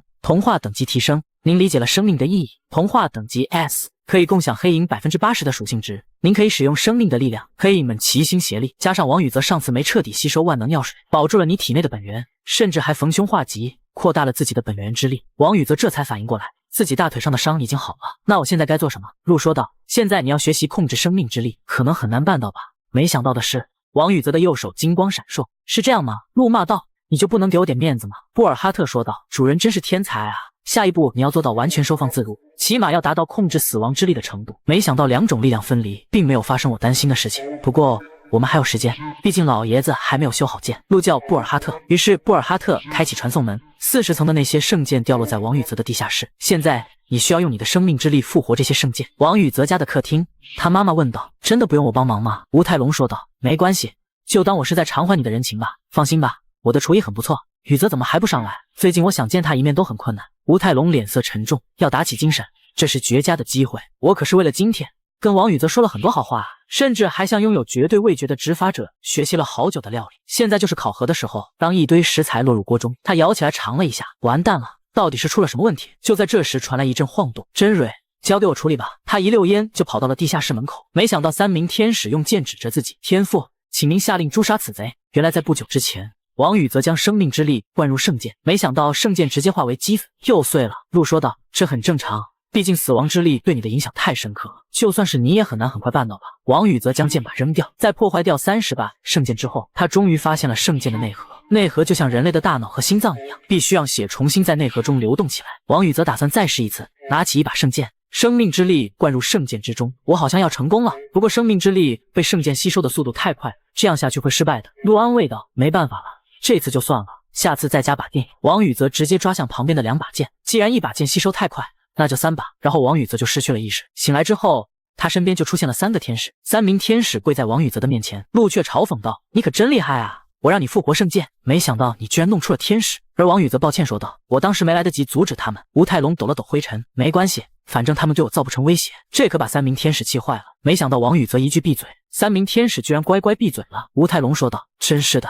生命之力，天使，你每天都给我带来无限的惊喜。王宇则叮嘱道：希望您不要告诉任何人，包括协会长。吴泰龙笑道：虽然我和他是父子，也没好到交换秘密。王宇则也打算多说这件事，开启传送门，打算让天使进去。毕竟3座石像跪在他后面，很是不自在。没想到一名天使说道：您能不能给我们取个名字？王宇则摸了摸下巴，一个天使叫夏米尔，一个叫卡米尔，女性天使叫阿纳尔。他们3个得到名字之后，顿时泪流满面。王宇则看着他们，居然感激涕零。你们满意就好。于是便让他们走进传送门，看向吴泰龙：您想说什么呀？吴泰龙说道：我相信你也很好奇卡班工会的事情吧？虽然我们也调查了很久，但是他们抛头露面的地方在世界各地，这次还得是靠魔王联系了世界各国势力，才得到了关于卡班工会的情报。他比我厉害多了。王宇则笑道：您也别这么说自己。对了，听说您最近开始登魔塔了。吴泰龙扳了扳脖子，最近发生了太多事情，如果我一直停滞不前，只会拖大家后腿。他原本坐办公室就是为了照顾无法升级的王宇则，但现在没有这个必要了。不过最近有些事好像与你有关，出现了几个特殊传送门。王宇则想到了特殊传送门可以升级布尔哈特。泰龙哥，这些特殊传送门就交给我吧。吴泰龙尴尬地说道：好吧，这个没有问题，那我先走了。送走吴泰龙后，王宇则走进了自己的传送门，没想到传送门打得天翻地覆，画面一转，古王和3名天使跪在王宇则的面前。夏米尔，古王，你们解释一下吧。夏米尔说道：我看到天父的领地里有亵渎之物，就想替您清理一下。而古王则是说道：我看到这些伪善者入侵了主人的领地，就直接动手了。王宇则顿时无语了。陆嘲笑道：体内蕴含死亡之力的亡灵肯定会仇视天使，你们起来吧，这也是怪物。第1道命令，以后不许闹冲突，毕竟你们都是我真实地方眷属。夏米尔说道：天父啊，他们可是邪恶的亡灵。王宇则说道：就算你们做不了朋友，你们也不能互相敌视，毕竟他们也算是你们的前辈。没想到3名天使痛哭起来，虽然我们受到了污染，但是天父的命令我们会听从的。王宇则看着古王的神情，你也别在那边阴阳怪气了。却传来老爷子的心声，你能听到吗？得到王宇则的答复之后，老爷子询问传送门内怎么了，刚才传出了很大动静。王宇则笑道：就是打闹了一场，没什么事情。老爷子说道：好吧，不过我终于派上用场，它已经被我修好了。王宇则握住崭新的圣剑，修复的不错啊，这次的作品对于老爷子来说堪称完美了。老爷子于是问道：你接下来怎么做？陆说道：传送门内充满了死亡之力，我们还是回到你家地下室吧，并叫上了老爷子和那3名天使，万一出现什么状态，他们也可以帮忙。王宇则带着3名天使来到地下室，夏米尔、卡米尔、阿纳尔，你们在这待命，如果有什么事情，你们要听从路的命令。作为天使的阿纳尔上前道：天父啊，这把剑看起来很邪恶，我们不能听从他的命令。王宇则很是头疼，你们就当他是为了我吧。而在后边的老爷子再也忍不住了，你不用在意我。王宇则就要羞愧死了。布尔哈特说道：多帅啊，我以后能不能叫你天父啊？看着布尔哈特也来添乱，当即大喊：你们以后不许叫我天父。3名天使说道：是您创造了我们啊，我们不应该叫您天父吗？王宇则很是头疼。路解释道：这些天使失去了所有记忆，并且是你创造出来的生物。王宇则想了一下，你们直接叫我主人吧。处理完这个棘手的事情之后，那就开始吧。特殊传送门的内部非常混乱，是一种违背常理的传送门，所以很多执法者不愿攻略特殊传送门。但在王宇则的眼里，这些都是布尔哈特的食物啊，在他的面前，他的眷属们正在和传送门内的狮鹫们大战。虽然很多执法者不喜欢空战，不过对于拥有精灵融合的王宇则来说，他直接将黑暗元素化为翅膀，飞入了空中战场，配合眷属大杀四方。一声巨大的响动，狮鹫王掉落在地上，空中的狮鹫们也纷纷化为了水晶，证明那个狮鹫王也死得透透了。王宇则看向自己的右手，战斗中没有武器还有点不习惯了，不过他笑着看向一旁，化为人身的艾尔站在狮鹫王的尸体之上。王宇则当初复活了艾尔，没想到的是他居然也获得了肉体，不过因为材料残缺，艾尔还是少女模样，做得好。艾尔变成圣剑形态，又化为了戒指，回到王宇则的手指上后，艾尔说道：抱歉，我还不能维持太久时间，是我太没用了。布尔哈特夸奖道：艾尔你好美啊。而路则吐槽：不就是个叛徒罢了。王宇则骂道：路你也是够了。艾尔不必自责，维持时间尚短，不过你的潜力不是巨大吗？估计等它进化了就好多了吧。唯一一个黑影化的灵魂是黄红瑞，这东西很珍贵，我不能乱用，只要努力打怪肯定能解决这个问题吧。现在最大的难题就是圣剑了，我总不能把那些圣剑当祭品吧，看来只能去找那个拥有百把名剑的执法者了。这时古王和天使齐齐跪在王宇则的身后，王宇则笑道：辛苦了。清理好掉落的水晶，王宇则开启传送门将他们收了进去，他则是来到了狮鹫王尸体的前面，是时候吸收新传送门的时候了。在复活艾尔的期间，他所在的城市出现了3座特殊传送门，虽然王宇则很想把它们全部吸收，但其中2座出现了裂痕，只能把它们交给其他工会了。为了避免出现上次那样的骚动，王宇则还利用自己佣兵身份封锁了附近。最终王宇则吸收掉了这座传送门，只不过成功吸收了就代表结束了，跟上次那样我必须狩猎怪物提升支配率，只不过现在不再用王宇则自己出手了，他自己悠哉悠哉的在一边喝着茶。当支配率达到100%之后，这个新的传送门变得更大了，变成了附属传送门。选择谁来当这个管理员呢？看向了候补1号夏米尔，又看向了候补2号无头骑士。传送门升级之后，他也有了神智，可以开始说话了。主人，只要您下命令，赴汤蹈火，在所不辞。还有那候补3号，一头巨大狮就飞到王宇则的面前，这是传送门的 BOSS 狮鹫王。没想到他居然是个嘤嘤怪，朝着王宇则蹭去，只是他还无法与王宇则沟通罢了，好像只能选择前2个了。而一旁的古王看着这一幕笑开了花，不管是谁来当这个副传送门的管理员，级别都比我低，如果那几个天使加入我的麾下，也能出一口恶气了，真是好期待啊。不过最终结果令古王顿感意外了。夏米尔说道：你不必伤心，这可是主人的决定，不管怎么样，你能当这个副管理员已经很好了。而管理员则是被王宇则定为了老爷子。在 M 国的正义联盟大厦内，迪恩斯看着手机里面的消息，简直难以置信。你真的可以随意制造传送门？拉斯，你到底是什么神圣？拉斯笑道：这个问题很无聊，只要双方目的一致不就可以了吗？迪恩斯点了一根烟，是我失礼了，不管他是谁，只要这个人能帮上我的忙就可以了。拉斯邪恶地笑道：迪恩斯，你不必担心，这只是前菜罢了，真正的主菜才刚刚准备上桌。在传送门内部，老爷子作为新的管理员，他发现了许多新功能。这是传送门的地图，他发现传送门内有3座矿脉，虽然对现在的王宇则来说不值得一提，不过对于老爷子还是有很大的作用，而且还有免费的工人。除了罗杰斯在建造的金字塔，剩下的地方老爷子建议王宇则建造监狱和狩猎场。监狱可以关押未来抓获的敌人，而狩猎场可以用来锻炼自己的盟友，甚至还能收点好处。我们慢慢来吧。而在一旁的古王更是伤心了，老爷子真是有能力啊。王宇则的传送门升级之后，传送门内的怪物变强了，出现了不同的兵种，甚至还出现了几个无头骑士。为了区分他们，又到了取名字的环节。那个最先出现的无头骑士，王宇则给他取名为哈尔。没想到王宇则的话音刚落，那个无头骑士居然长出了脑袋，无头骑士变为恶魔。恭喜您拥有了骑士团。哈尔带领其他无头骑士当即跪下，属下愿永远追随您。王宇则很是震惊，没想到这次自己居然创造了恶魔，就连鹿也很是惊讶。你到底做了什么？不行，我得好好查一下了。你使用一下自己的魔眼。当王宇则努力看向哈尔的本质，鼻血直接喷了出来，然后直挺挺的倒了下去。阿尔玛上化为人形抱住王宇则，主人你快醒醒啊！顿时传送门内慌乱起来，快点护卫主人，不能出现半点差池。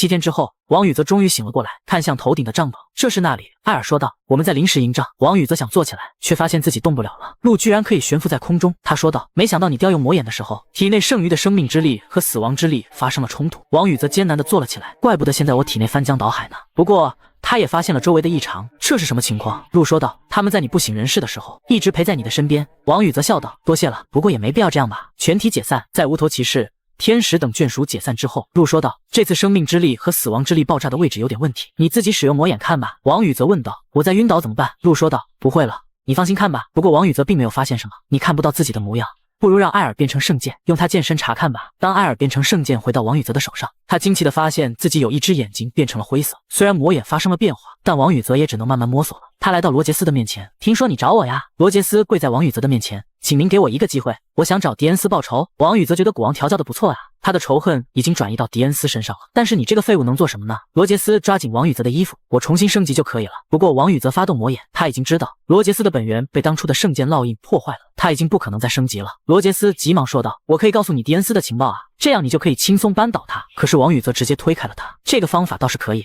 不过我不相信你的话。不过看着罗杰斯那落寞的神情，我给你一个机会，不过你要付出一切。罗杰斯高兴起来，没想到王宇泽却是一剑将他拦腰斩断。鹿发动了同类相石，这样他才可以真正的听从命令。不过现在罗杰斯已经不重要了。没想到哈尔和3名天使跟在王宇泽的身后，他们居然想跟着王宇泽去往现实世界。哈尔说道：“作为骑士，我们应该随时侍奉主人。”王宇泽顿时头疼不已，难道你们不相信鹿和艾尔能保护好我吗？虽然哈尔作为王宇泽创造的恶魔，他不知道鹿的身份，但他已经觉得鹿很是可怕。而天使也知道了艾尔作为天使之王，那可是自己的前上司，于是才放下心来，让王宇泽自己走出了传送门。当王宇泽走出自家地下室，看到天空中居然下起了鹅毛大雪，最近都待在地下室，时间过得好快啊！就在王宇泽感叹人生之际，妹妹凌云抱着凋零走了过来，看着那可爱的凋零，哥哥你能不能别玩失踪啊？还记得今天是什么日子吗？王宇泽接过凋零，今天是什么日子啊？凌云说道：“今天是圣诞节，哥哥不会连一起吃饭的女孩子都没有吧？我可是很担心你的终身大事。”王宇泽反问道：“那你呢？”凌云大义凛然地说道：“我可是学生。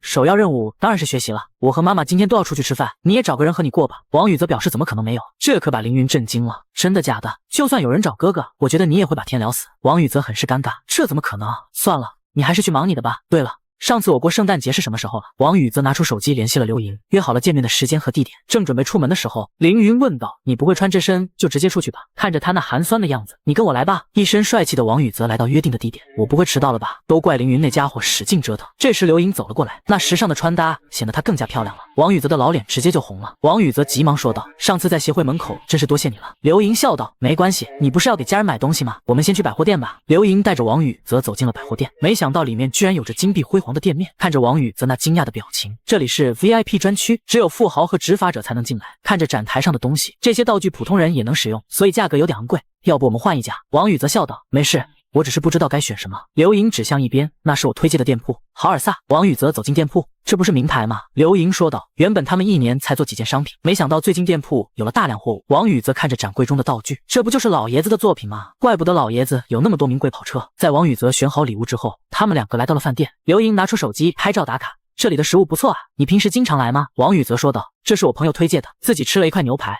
很不错。下次我带家人一起过来吃。在吃完晚餐之后，刘莹问道：“你有什么兴趣爱好吗？”王宇则仔细想了一下，我好像没有什么太喜欢的东西。刘莹说道：“我感觉你好特别爱。”您不用在意我说的，是我喝多了。听到刘莹的话，王宇则这才意识到自己一直以来都没有为自己而活。刘莹看到王宇则沉默了，宇则哥你不要误会，之前听父亲说过你的事，而且我今晚喝多了，不小心说错了话。王宇则笑道：“谢谢你关心我。”刘莹害羞地问道：“那宇则哥明天有时间吗？我们一起去看电影吧。”可他的话音刚落，饭店外传来呼救声，没想到特殊传送门居然出现在市中心，虽然没有造成什么伤亡，但是王宇则的圣诞夜被毁了。协会的成员说道：“谢谢各位执法者的帮助，作为奖励，我们将通过抽奖的方式决定传送门的攻略权。”王宇则看向自己的手表，精英执法者就算不参加抽奖，也可以直接进入攻略名单。刘莹看到王宇则那块老旧的手表，就在他想要询问的时候，程鹏穿着圣诞服装走了过来，突然发生情况，我连换衣服的时间都没有。悄悄靠近王宇则，没想到今天你出来约会了，不愧是我的偶像。王宇则和刘莹打算各自回家，程鹏又追了上来，您怎么关机了？王宇则说道：“可能是没电了。”怎么了？程鹏喘息着说道：“刚刚得到消息，传送门的判定等级出来了，这个传送门被判为未知，危险程度在 S 级之上。”看着那奢侈的名牌礼物，妹妹凌云夸张地流下了眼泪。这真是给在下的吗？王宇则看着妹妹那副表情，你这是怎么了？妈妈看着桌子上的礼物，这些东西很贵重吧？而且泰隆先生也给我买了同样品牌的东西，这让我情何以堪啊！王宇则笑道。道：“您只要请他吃顿饭就好了。”王宇则回到自己的房间。往往 S 级传送门的出现都会带来腥风血雨，而这次居然出现了未知等级的特殊传送门，肯定十分危险。王宇则问道：“陆，你知道这是怎么回事吗？”陆表示他有些猜测，不过也要去验证一番才行。我先和艾尔商量一下，你先睡觉吧。王宇则表示自己那里有心情休息。陆则表示总不能一晚上的时间就发生天翻地覆的事情吧。于是王宇则便放松了下来。第二天，特殊传送门的事情已经传遍网络，看着电视新闻的王宇则突然想到一件事，他急忙走出客厅：“程鹏，你来我家接我一下。”没想到程鹏那家伙已经到他家楼下了。在前往传送门的路上，王宇则表示自己要去确认一件事。来到传送门的附近，这里已经停满坦克，被列为了军事禁区。不过王宇则依然轻松走了过去，他使用魔眼看向那座传送门。陆，你能看出什么吗？陆表示自己猜对了。得到陆的消息之后，王宇则急忙问道：“程鹏，你知道其他的传送门在哪吗？我们过去确认一下。”程鹏放下电话：“可是协会长在找你啊。”王宇则却表示传送门这件事很重要，我必须去确认一下。而在协会的会议室中，几名佣兵坐在会议桌上。第11名佣兵怎么还不来啊？傍晚，王宇则和程鹏终于回到协会门口。程鹏表示完蛋了，那些人肯定生气了，明明是早上就通知过来开会的。王宇则笑道：“我不是已经打电话跟协会长说了吗？不必担心。”程鹏沮丧地说道：“您不知道职场的残酷。算了，这次您是以佣兵身份参加这次会议，这次还要隐瞒身份吗？面具我带来了。”王宇则说道：“我不想隐瞒身份了。”可是当王宇则靠近那个会议室，他感受到了强大的魔力气息。当他走入之后，众人齐齐看了过来。协会长笑道：“你终于来了。”刘昊天示意王宇则坐在他身边：“你怎么迟到了那么久？”王宇则尴尬地说道：“有点事情耽搁了。”对面的小孩问道：“你的称号叫什么呀？”王宇则看着他那副学生装扮，这孩子是谁？最讨厌别人问我那个问题了。使用魔眼查看他的魔力，没想到他居然很是强大。这个会议室里藏龙卧虎啊！国内10大工会，地院工会的会长方地院说道：“没想到今天会遇到第11位佣兵，这里加上吴泰龙和协会长，一共才有7人，除开魔王郑雅莲没来，还有3个人没到场。”协会长说道：“好了，我们现在开始开会。我这次召集大家过来，是因为我国境内出现了5座特殊传送门。”方地院问道：“如果您要攻略传送门，不是应该召集10大工会的成员吗？”虽然方地院是佣兵，但他并不想让其他佣兵参加攻略，毕竟10大工会本就是一体的。刘昊天说道：“现在不是勾心斗角的时候，方地院会长应该知道这次的情况很特殊。”通过一番讨论之后，协会长决定派出先遣队去调查，其中有一对双胞胎姐妹表示她们愿意去。王宇则通过魔眼观察她们的魔力仅次于协会长，同时那个小屁孩也举手了。王宇则和刘昊天自然不会缺席，最终方地院也加入了进来，这样5人调查小队就凑齐了。协会长看到人员凑齐之后，刚想宣布散会，王宇则举手说道：“我今天调查了国内的全部特殊传送门，过程中我调用了自己的特殊天赋，这些不方便告诉你们，不过我可以肯定的告诉你们，我靠近他后感应到了恶魔。”众人都是一惊，明显他们也知道恶魔的事情。方地院问道：“你是说这次特殊传送门的出现与恶魔有关吗？”王宇则说道：“我估计全世界出现的传送门都是恶魔的领地，传送门是被恶魔废弃的领地，而特殊传送门则是未被废弃的领地，那里面住着比魔塔守护者还要强大的恶魔领主。”待到商议好了之后，其他的佣兵都起身离去。王宇则顿时觉得开会好累啊，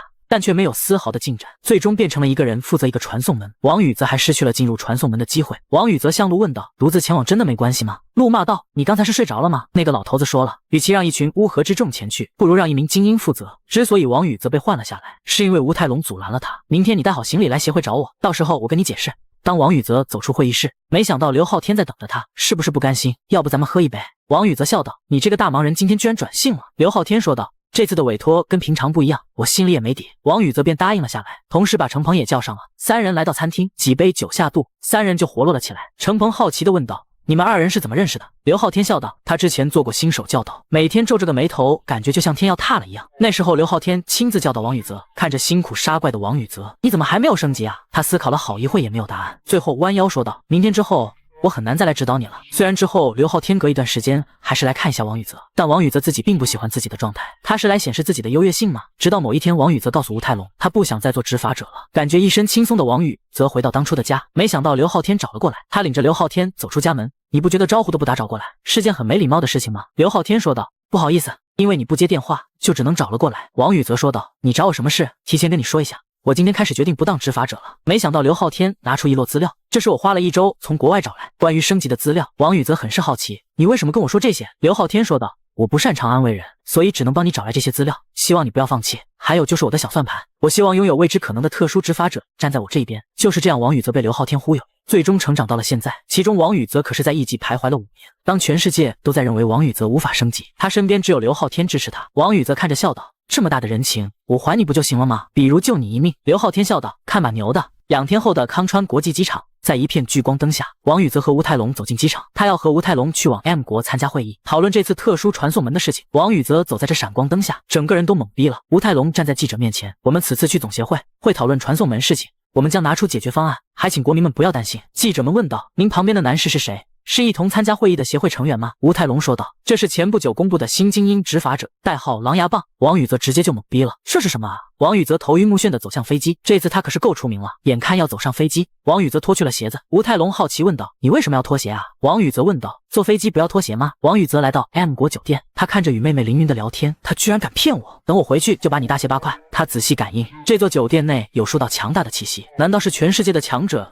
都聚集在这里了吗？艾尔变为人身，主人有何吩咐？王宇泽说道，没有什么事，只是想到你都得到肉身了，就出来透透气。你的翅膀太显眼了，能收起来吗？艾尔直接摇身一变，身上穿了一套骑士服。王宇泽看着艾尔的服装，等会我们去逛逛街，给你买点衣服。在一座特殊传送门内，刘昊天轻松躲过一只螳螂的攻击，轻轻一跺脚，出现大量冰块将其冻住。看到蔓延四周的冰块，我真不适合潜入工作啊。他往前走去，一个巨大的深坑出现在他面前，他感觉地下气息不同寻常，先回去汇报吧。没想到坑中飞出无数蛛丝，他们迅速将刘昊天缠绕。刘昊天幻化出一把冰刀，轻松将这些蛛丝斩碎。我就算再疲惫，也不会怕这些雕虫小技，却没想到深坑中飞出更多蛛丝，一瞬间将刘昊天牢牢困住，更是捂住了他的口鼻。他顿时使不上劲来，直接被蛛丝拉进了深坑。在 M 国的酒店内，程鹏也跟了过来，他为了给王宇泽一个惊喜，特地准备了一个隐藏气息的项链。看到王宇泽出来之后，王宇泽先生，你没想到吧？可是王宇泽并没有多少惊讶，你怎么来了？而程鹏则是死死盯住了穿着可爱衣服的艾尔。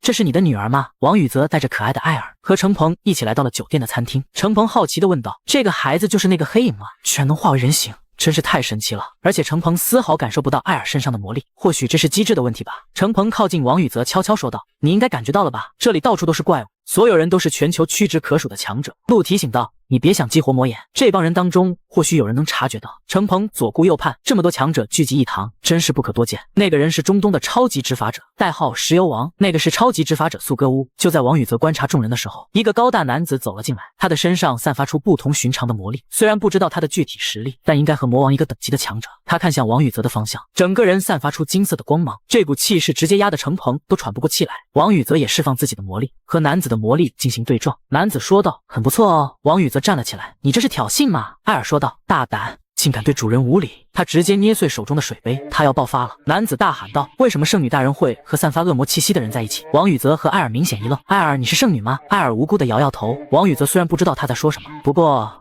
他应该感受到什么了。一个老者走了进来，米卡尔住口！名叫米卡尔的男子看到来人直接跪下，参见教皇大人。这个老者居然是教皇。陆说道，这个老者的实力不比场中的任何人差。吴泰隆也走了进来，什么情况？王宇泽看到吴泰隆之后，你怎么和教皇在一起？吴泰隆笑道，我毕竟是国家代表，和教皇在一起很正常吧。看向跪在教皇面前的米卡尔，整个人散发出恐怖的威压，场中的人都是一惊。米卡尔指着吴泰隆说道，教皇大人，此人是……还没等米卡尔说完，教皇大声阻止了他，我都说了开会前别惹是生非，居然还敢对他国贵宾指手画脚。他又指向王宇泽，教皇大人，你难道感觉不到吗？他身上的恶魔是……教皇再一次阻止了他，会议之前必须禁足反省，这是命令。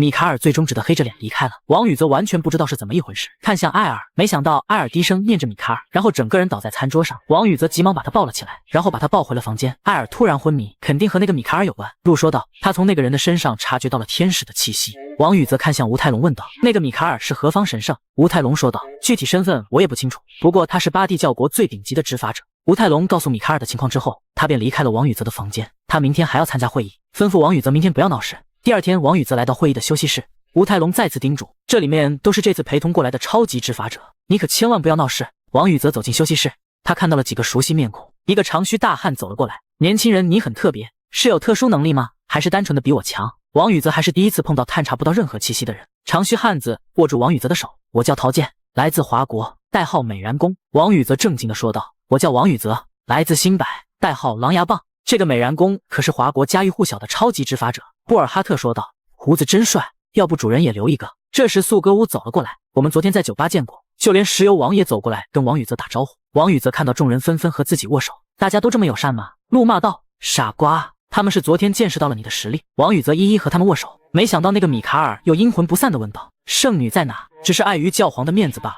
我今天不会跟你闹事。可是当他从王宇泽身边走过，没想到王宇泽散发出了恐怖的杀气，吓得米卡尔急忙转身，而王宇泽则是看着门口笑道：终于见面了，迪恩斯。两人的气息疯狂的碰撞，这可把在场的众人吓坏了。迪恩斯问道：你是怎么在短期内变得那么强的？王宇泽笑道：罗杰斯的那件事很遗憾，还有你的脚好帅啊。迪恩斯顿时气坏了：你这家伙！这时一名协会成员喊道：狼牙棒先生在吗？协会大人叫你，希望您赶快前往会议室。王宇泽走迪恩斯的身边走过，算你走运。王宇泽向外走去，突然感觉到迪恩斯身边的男子有着恶魔的气息，路说道：他是个恶魔，为什么迪恩斯会跟恶魔在一起？王宇泽带着疑问走进会议室，他站在大厅中，总感觉自己像是个罪人一般。坐在中央的初代5大执法者血帝问道：狼牙棒，你可知道我们为何叫你来？王宇泽小心地说道：我不知道。顿时会议室一片寂静。血帝说道：我们之所以叫你来，是听说你知道了些内幕。王宇泽看到吴泰隆点头之后，你应该听说了，此次传送门事件当时我就在现场，也调查了新摆的其他传送门，发现了个事情，这些传送门的背后可能是安德拉斯，不过他肯定有帮凶。欧洲理事会会长宙斯骂道：胡说八道，你的意思是传送门是人能操控的吗？王宇泽淡定地说道：您就这么确信吗？您知道所有执法者的能力吗？血帝说道。宙斯坐下，此人说的有道理，你的根据是什么？王宇泽说道：我不方便透露我的特殊天赋，另外我还要澄清，犯人不是人类，对方应该是恶魔。可当王宇泽说出恶魔的时候，没有看到有任何人惊讶，而且雪帝作为北美代表，正是他带着迪恩斯来的，他不可能不知道迪恩斯身边的人就是恶魔，这群人早就默许了恶魔的存在。王宇泽和吴泰隆回到酒店，吴泰隆很是好奇，我还是第一次看到你这么激动，是因为迪恩斯吗？王宇泽表示自己很不理解。吴泰隆问道：是因为迪恩斯带来的那个恶魔吗？王宇泽一愣：你也早就知道了吗？吴泰隆坐在王宇泽的床上：我知道你在想什么，但并非所有恶魔都是敌人，魔王不就跟恶魔在一起吗？我最近听说恶魔也是一群可怜人，他们原本是地狱的掌权者，但魔塔和地狱合并后就被边缘化了，他们的权力被剥夺，所有部分恶魔投靠了人类，各国领导人默许了能成为助力的恶魔，为他们提供庇护所。当他看向王宇泽的时候，王宇泽已经被系统的惩罚弄晕了。第二天，王宇泽从自己的床上醒来，这一幕又是那么的熟悉。艾尔坐在王宇泽的床前：艾尔，你也醒了。艾尔说道：对不起让你担心了。王宇泽说道：你晕倒的原因以后再告诉我吧，我怕又被莫名其妙的惩罚了，光是听到情报就有这么大的杀伤力，这也太变态了。艾尔说道：想要被惩罚也要满足3个条件，首先是听者要对情报好奇，第二是听者拥有足够的潜力，往后有机会获得情报，第三是对说者没有任何敌意，任何一个条件不满足，惩罚也不会生效。王宇则从床上坐了起来。现在是几点了？看到吴泰隆的消息之后，今天的会议已经开始了，他要去处理一下自己的事情了。既然见到了迪恩斯，就这么回去了实在太可惜了。他准备去正义联盟做些安排。布尔哈特吸收传送门之后，出现了一个新的能力，可以开启2个固定的传送门，只要在北美开启一个传送门，他就可以自由来往于北美了。于是他悄悄来到正义联盟附近的厕所，因为入侵顶级工会的难度太高了，于是他打算另辟蹊径，整个人元素化成水流进管道中。王宇则来到正义联盟下方的下水道，王宇则开启了自己的传送门，老爷子从中走了出来，麻烦你隐藏这座传送门。老爷子笑道：放心吧，实在不行把小豪叫过来帮忙。王宇则回到公共厕所，正事总算搞定了。一个不合时宜的话音响起：你去哪了呀？王宇则急忙将路和艾尔切换成长剑。米卡尔出现在王宇则的面前，离得这么近，王宇则都没有察觉。他是从什么时候开始跟踪我的？我干的事情都被他发现了吗？既然如此，只能动手了。米卡尔笑道：杀气这么重，是打算杀人灭口吗？不愧是恶魔的走狗，别那么紧张，我不是来打架的。王宇则质问道：你一直在跟踪我吗？米卡尔说道：你误会了，我没跟踪你，只是正好来正义联盟有事，跟你一样。王宇则很是惊讶，难道他都发现了吗？路说道：直接杀了吧。王宇则爆发出恐怖杀气。米卡尔笑道：我没打算和你动手，具体不知道你在做什么，不过看你这反应，貌似动机不纯。王宇则身上的杀气满满消散。米卡尔说道：我刚刚也说了来这办事。王宇则问道：是因为圣剑吗？米卡尔直接炸毛了，你居然连这个都知道，还把恶魔带过来。王宇则感受着米卡尔的杀气，你这种层次应该知道，有些恶魔也是恶魔的援军吧？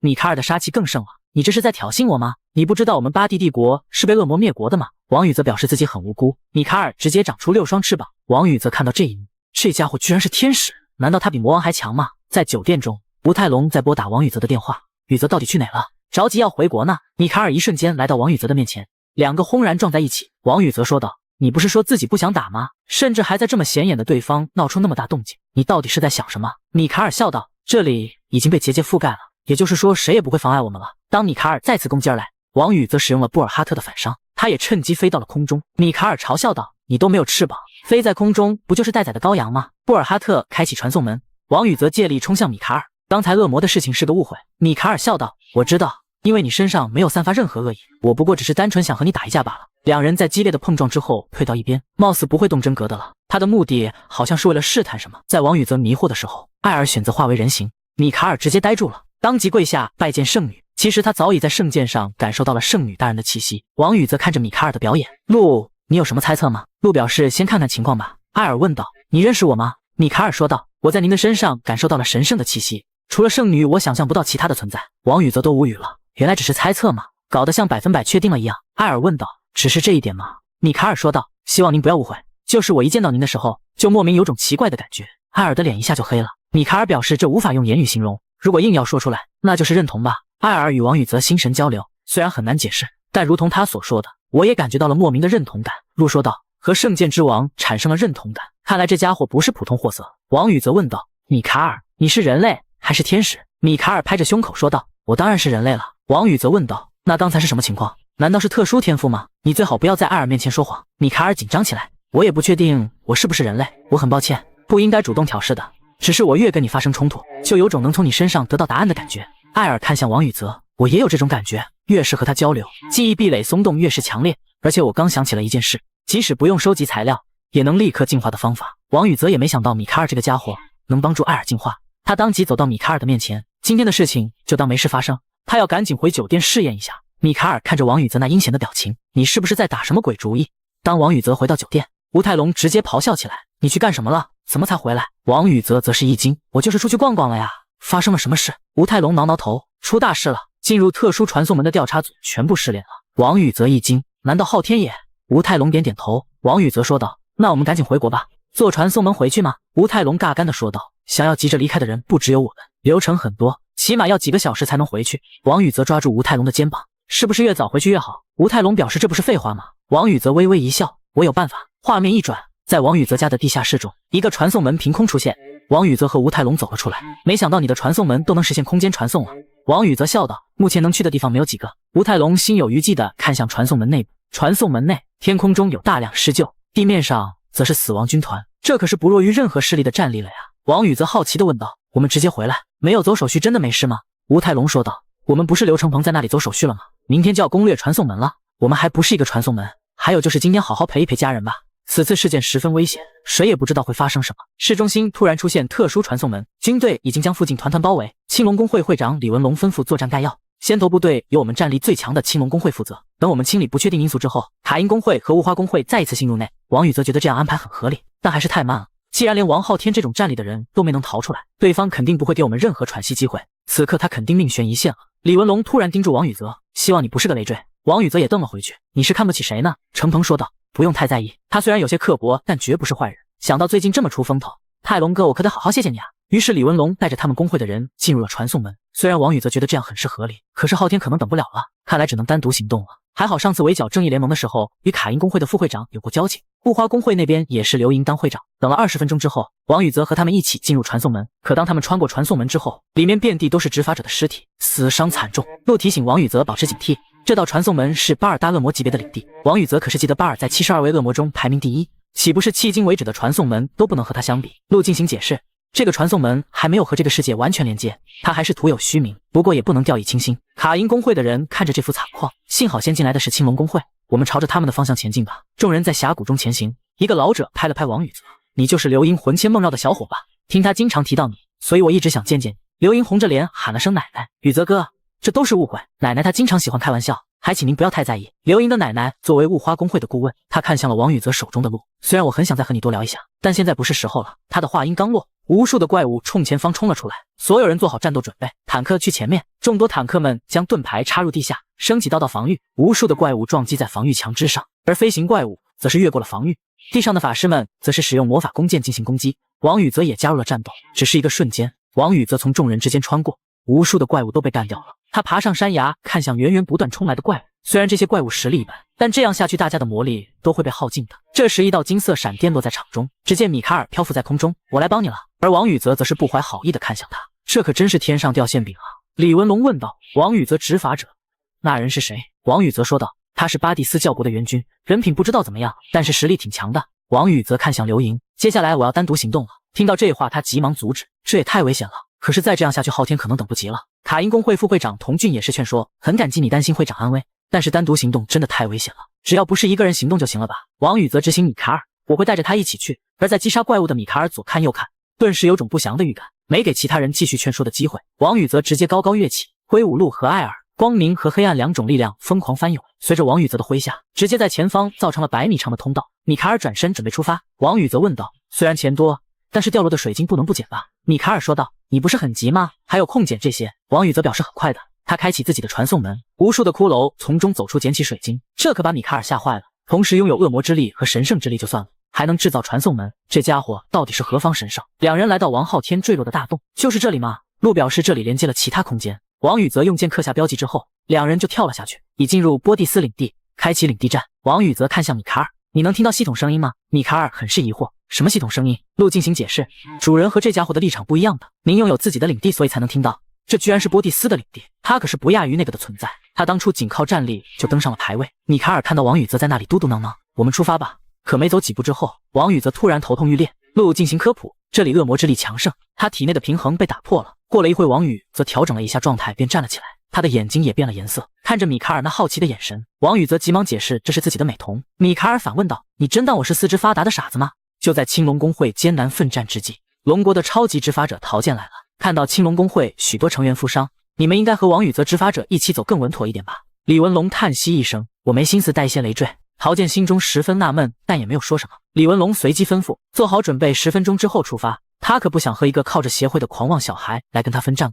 而在波蒂斯领域中的王宇则和米卡尔，你那不是美瞳，而是恶魔之眼吧？你这家伙越来越摸不透了，这个方向正确吗？你就一点不犹豫？王宇则表示自己能感受到昊天的气息就在前方，他施展神速朝前面冲去，而米卡尔也不甘落后，奋力的追击。王宇则跑了一会，突然停下，在他的前面出现无数的茧，感受到刘昊天就在里面。王宇则将鹿和艾尔切换形态，他要上了。鹿急忙阻止，这里面可是波蒂斯的老巢，里面布满了机关和陷阱，你不要忘了刚才的系统语音。王宇则随即向前方大喊，波蒂斯，我正式向你宣战。王宇则和米卡尔直接就被传送了。而在洞穴上方，青龙公会和卡因公会的人碰面了，在人群中没有发现王宇则，他就这么快战死了吗？这时有人发现王宇则留下的印记，他是先下去了吗？独断专行的家伙真令人反感。陶剑问道，你说的那个人是狼牙棒吗？李文龙好奇地问道，你认识那个累赘吗？他可不会因为王宇则的提示就贸然跳下去。刘莹还想上前争论一下，却被他奶奶拉住了。就在这时，领地战开启，众人都被传送来到一个新的空间。在这里，他们遇到了王宇则。陆进行介绍，这可是为了避免领地受损开辟的专属战场。刘莹看到王宇则很是高兴，而李文龙则是质问道，王宇则身边的人是谁？气息很强吗？看来是他抱的大腿。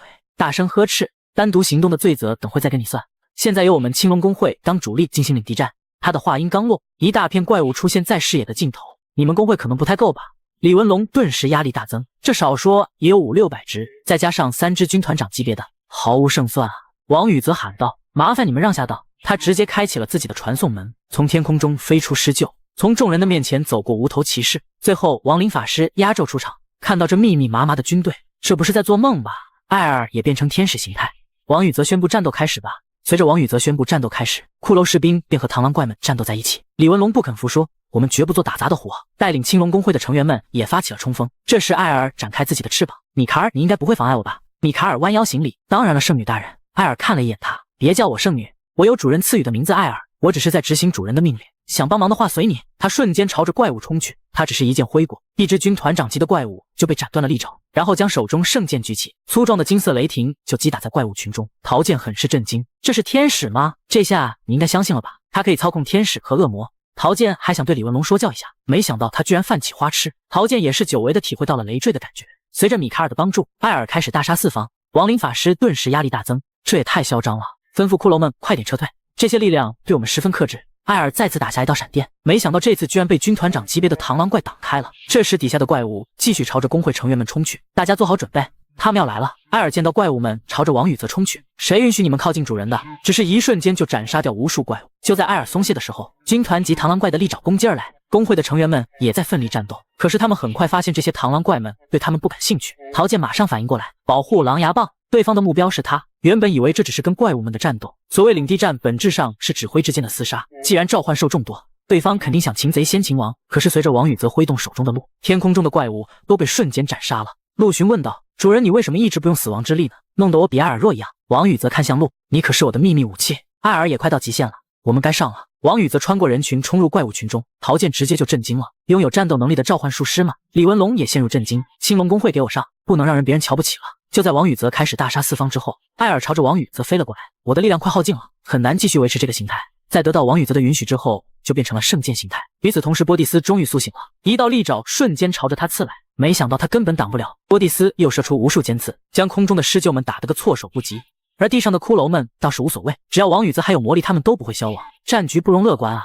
继续拖下去对王宇泽没有好处，特别是工会成员们被米卡尔的圣之领域所保护，不知道他还能坚持多久。王宇泽当即使用死亡之力朝着波蒂斯冲去，没想到只是刺出了一小个窟窿。鹿说道：“没想到体积那么大还坚硬，如果他暴走这一带，就会被夷为平地。一旦传送门内的人类全灭，完全体的波蒂斯就会出现市中心。而王宇泽体内黑暗之力暴涨，整个人喷出无数鲜血，体内平衡已经被打破，若再使用死亡之力可能会死。可是波蒂斯的利刺就要刺来，必须要想其他办法。想到波蒂斯进入市区，妹妹和妈妈就会受到伤害。鹿大喊：如果你没有任何胜算的话，就用力把我扎进你的身体。王宇泽最终将鹿插进自己的身体，与黑影鹿的连接正在提升，特殊存在正在降临。在米卡尔快要坚持不住的时候，螳螂怪们急忙调转方向向外逃去。而在波蒂斯的利刺之上，王宇泽怪异在蹲在那儿，连王座都沾不上的蝼蚁竟敢在我面前上蹿下跳，跪地求饶吧！地狱之王回来了。此时的王宇泽脸上长满黑纹，头顶更是长出了2个犄角。李文龙看到王宇泽这副样子，恐怖的气息已经压得他浑身颤抖，无数的黑暗之力开始汇聚，波蒂斯的身体开始剧烈膨胀，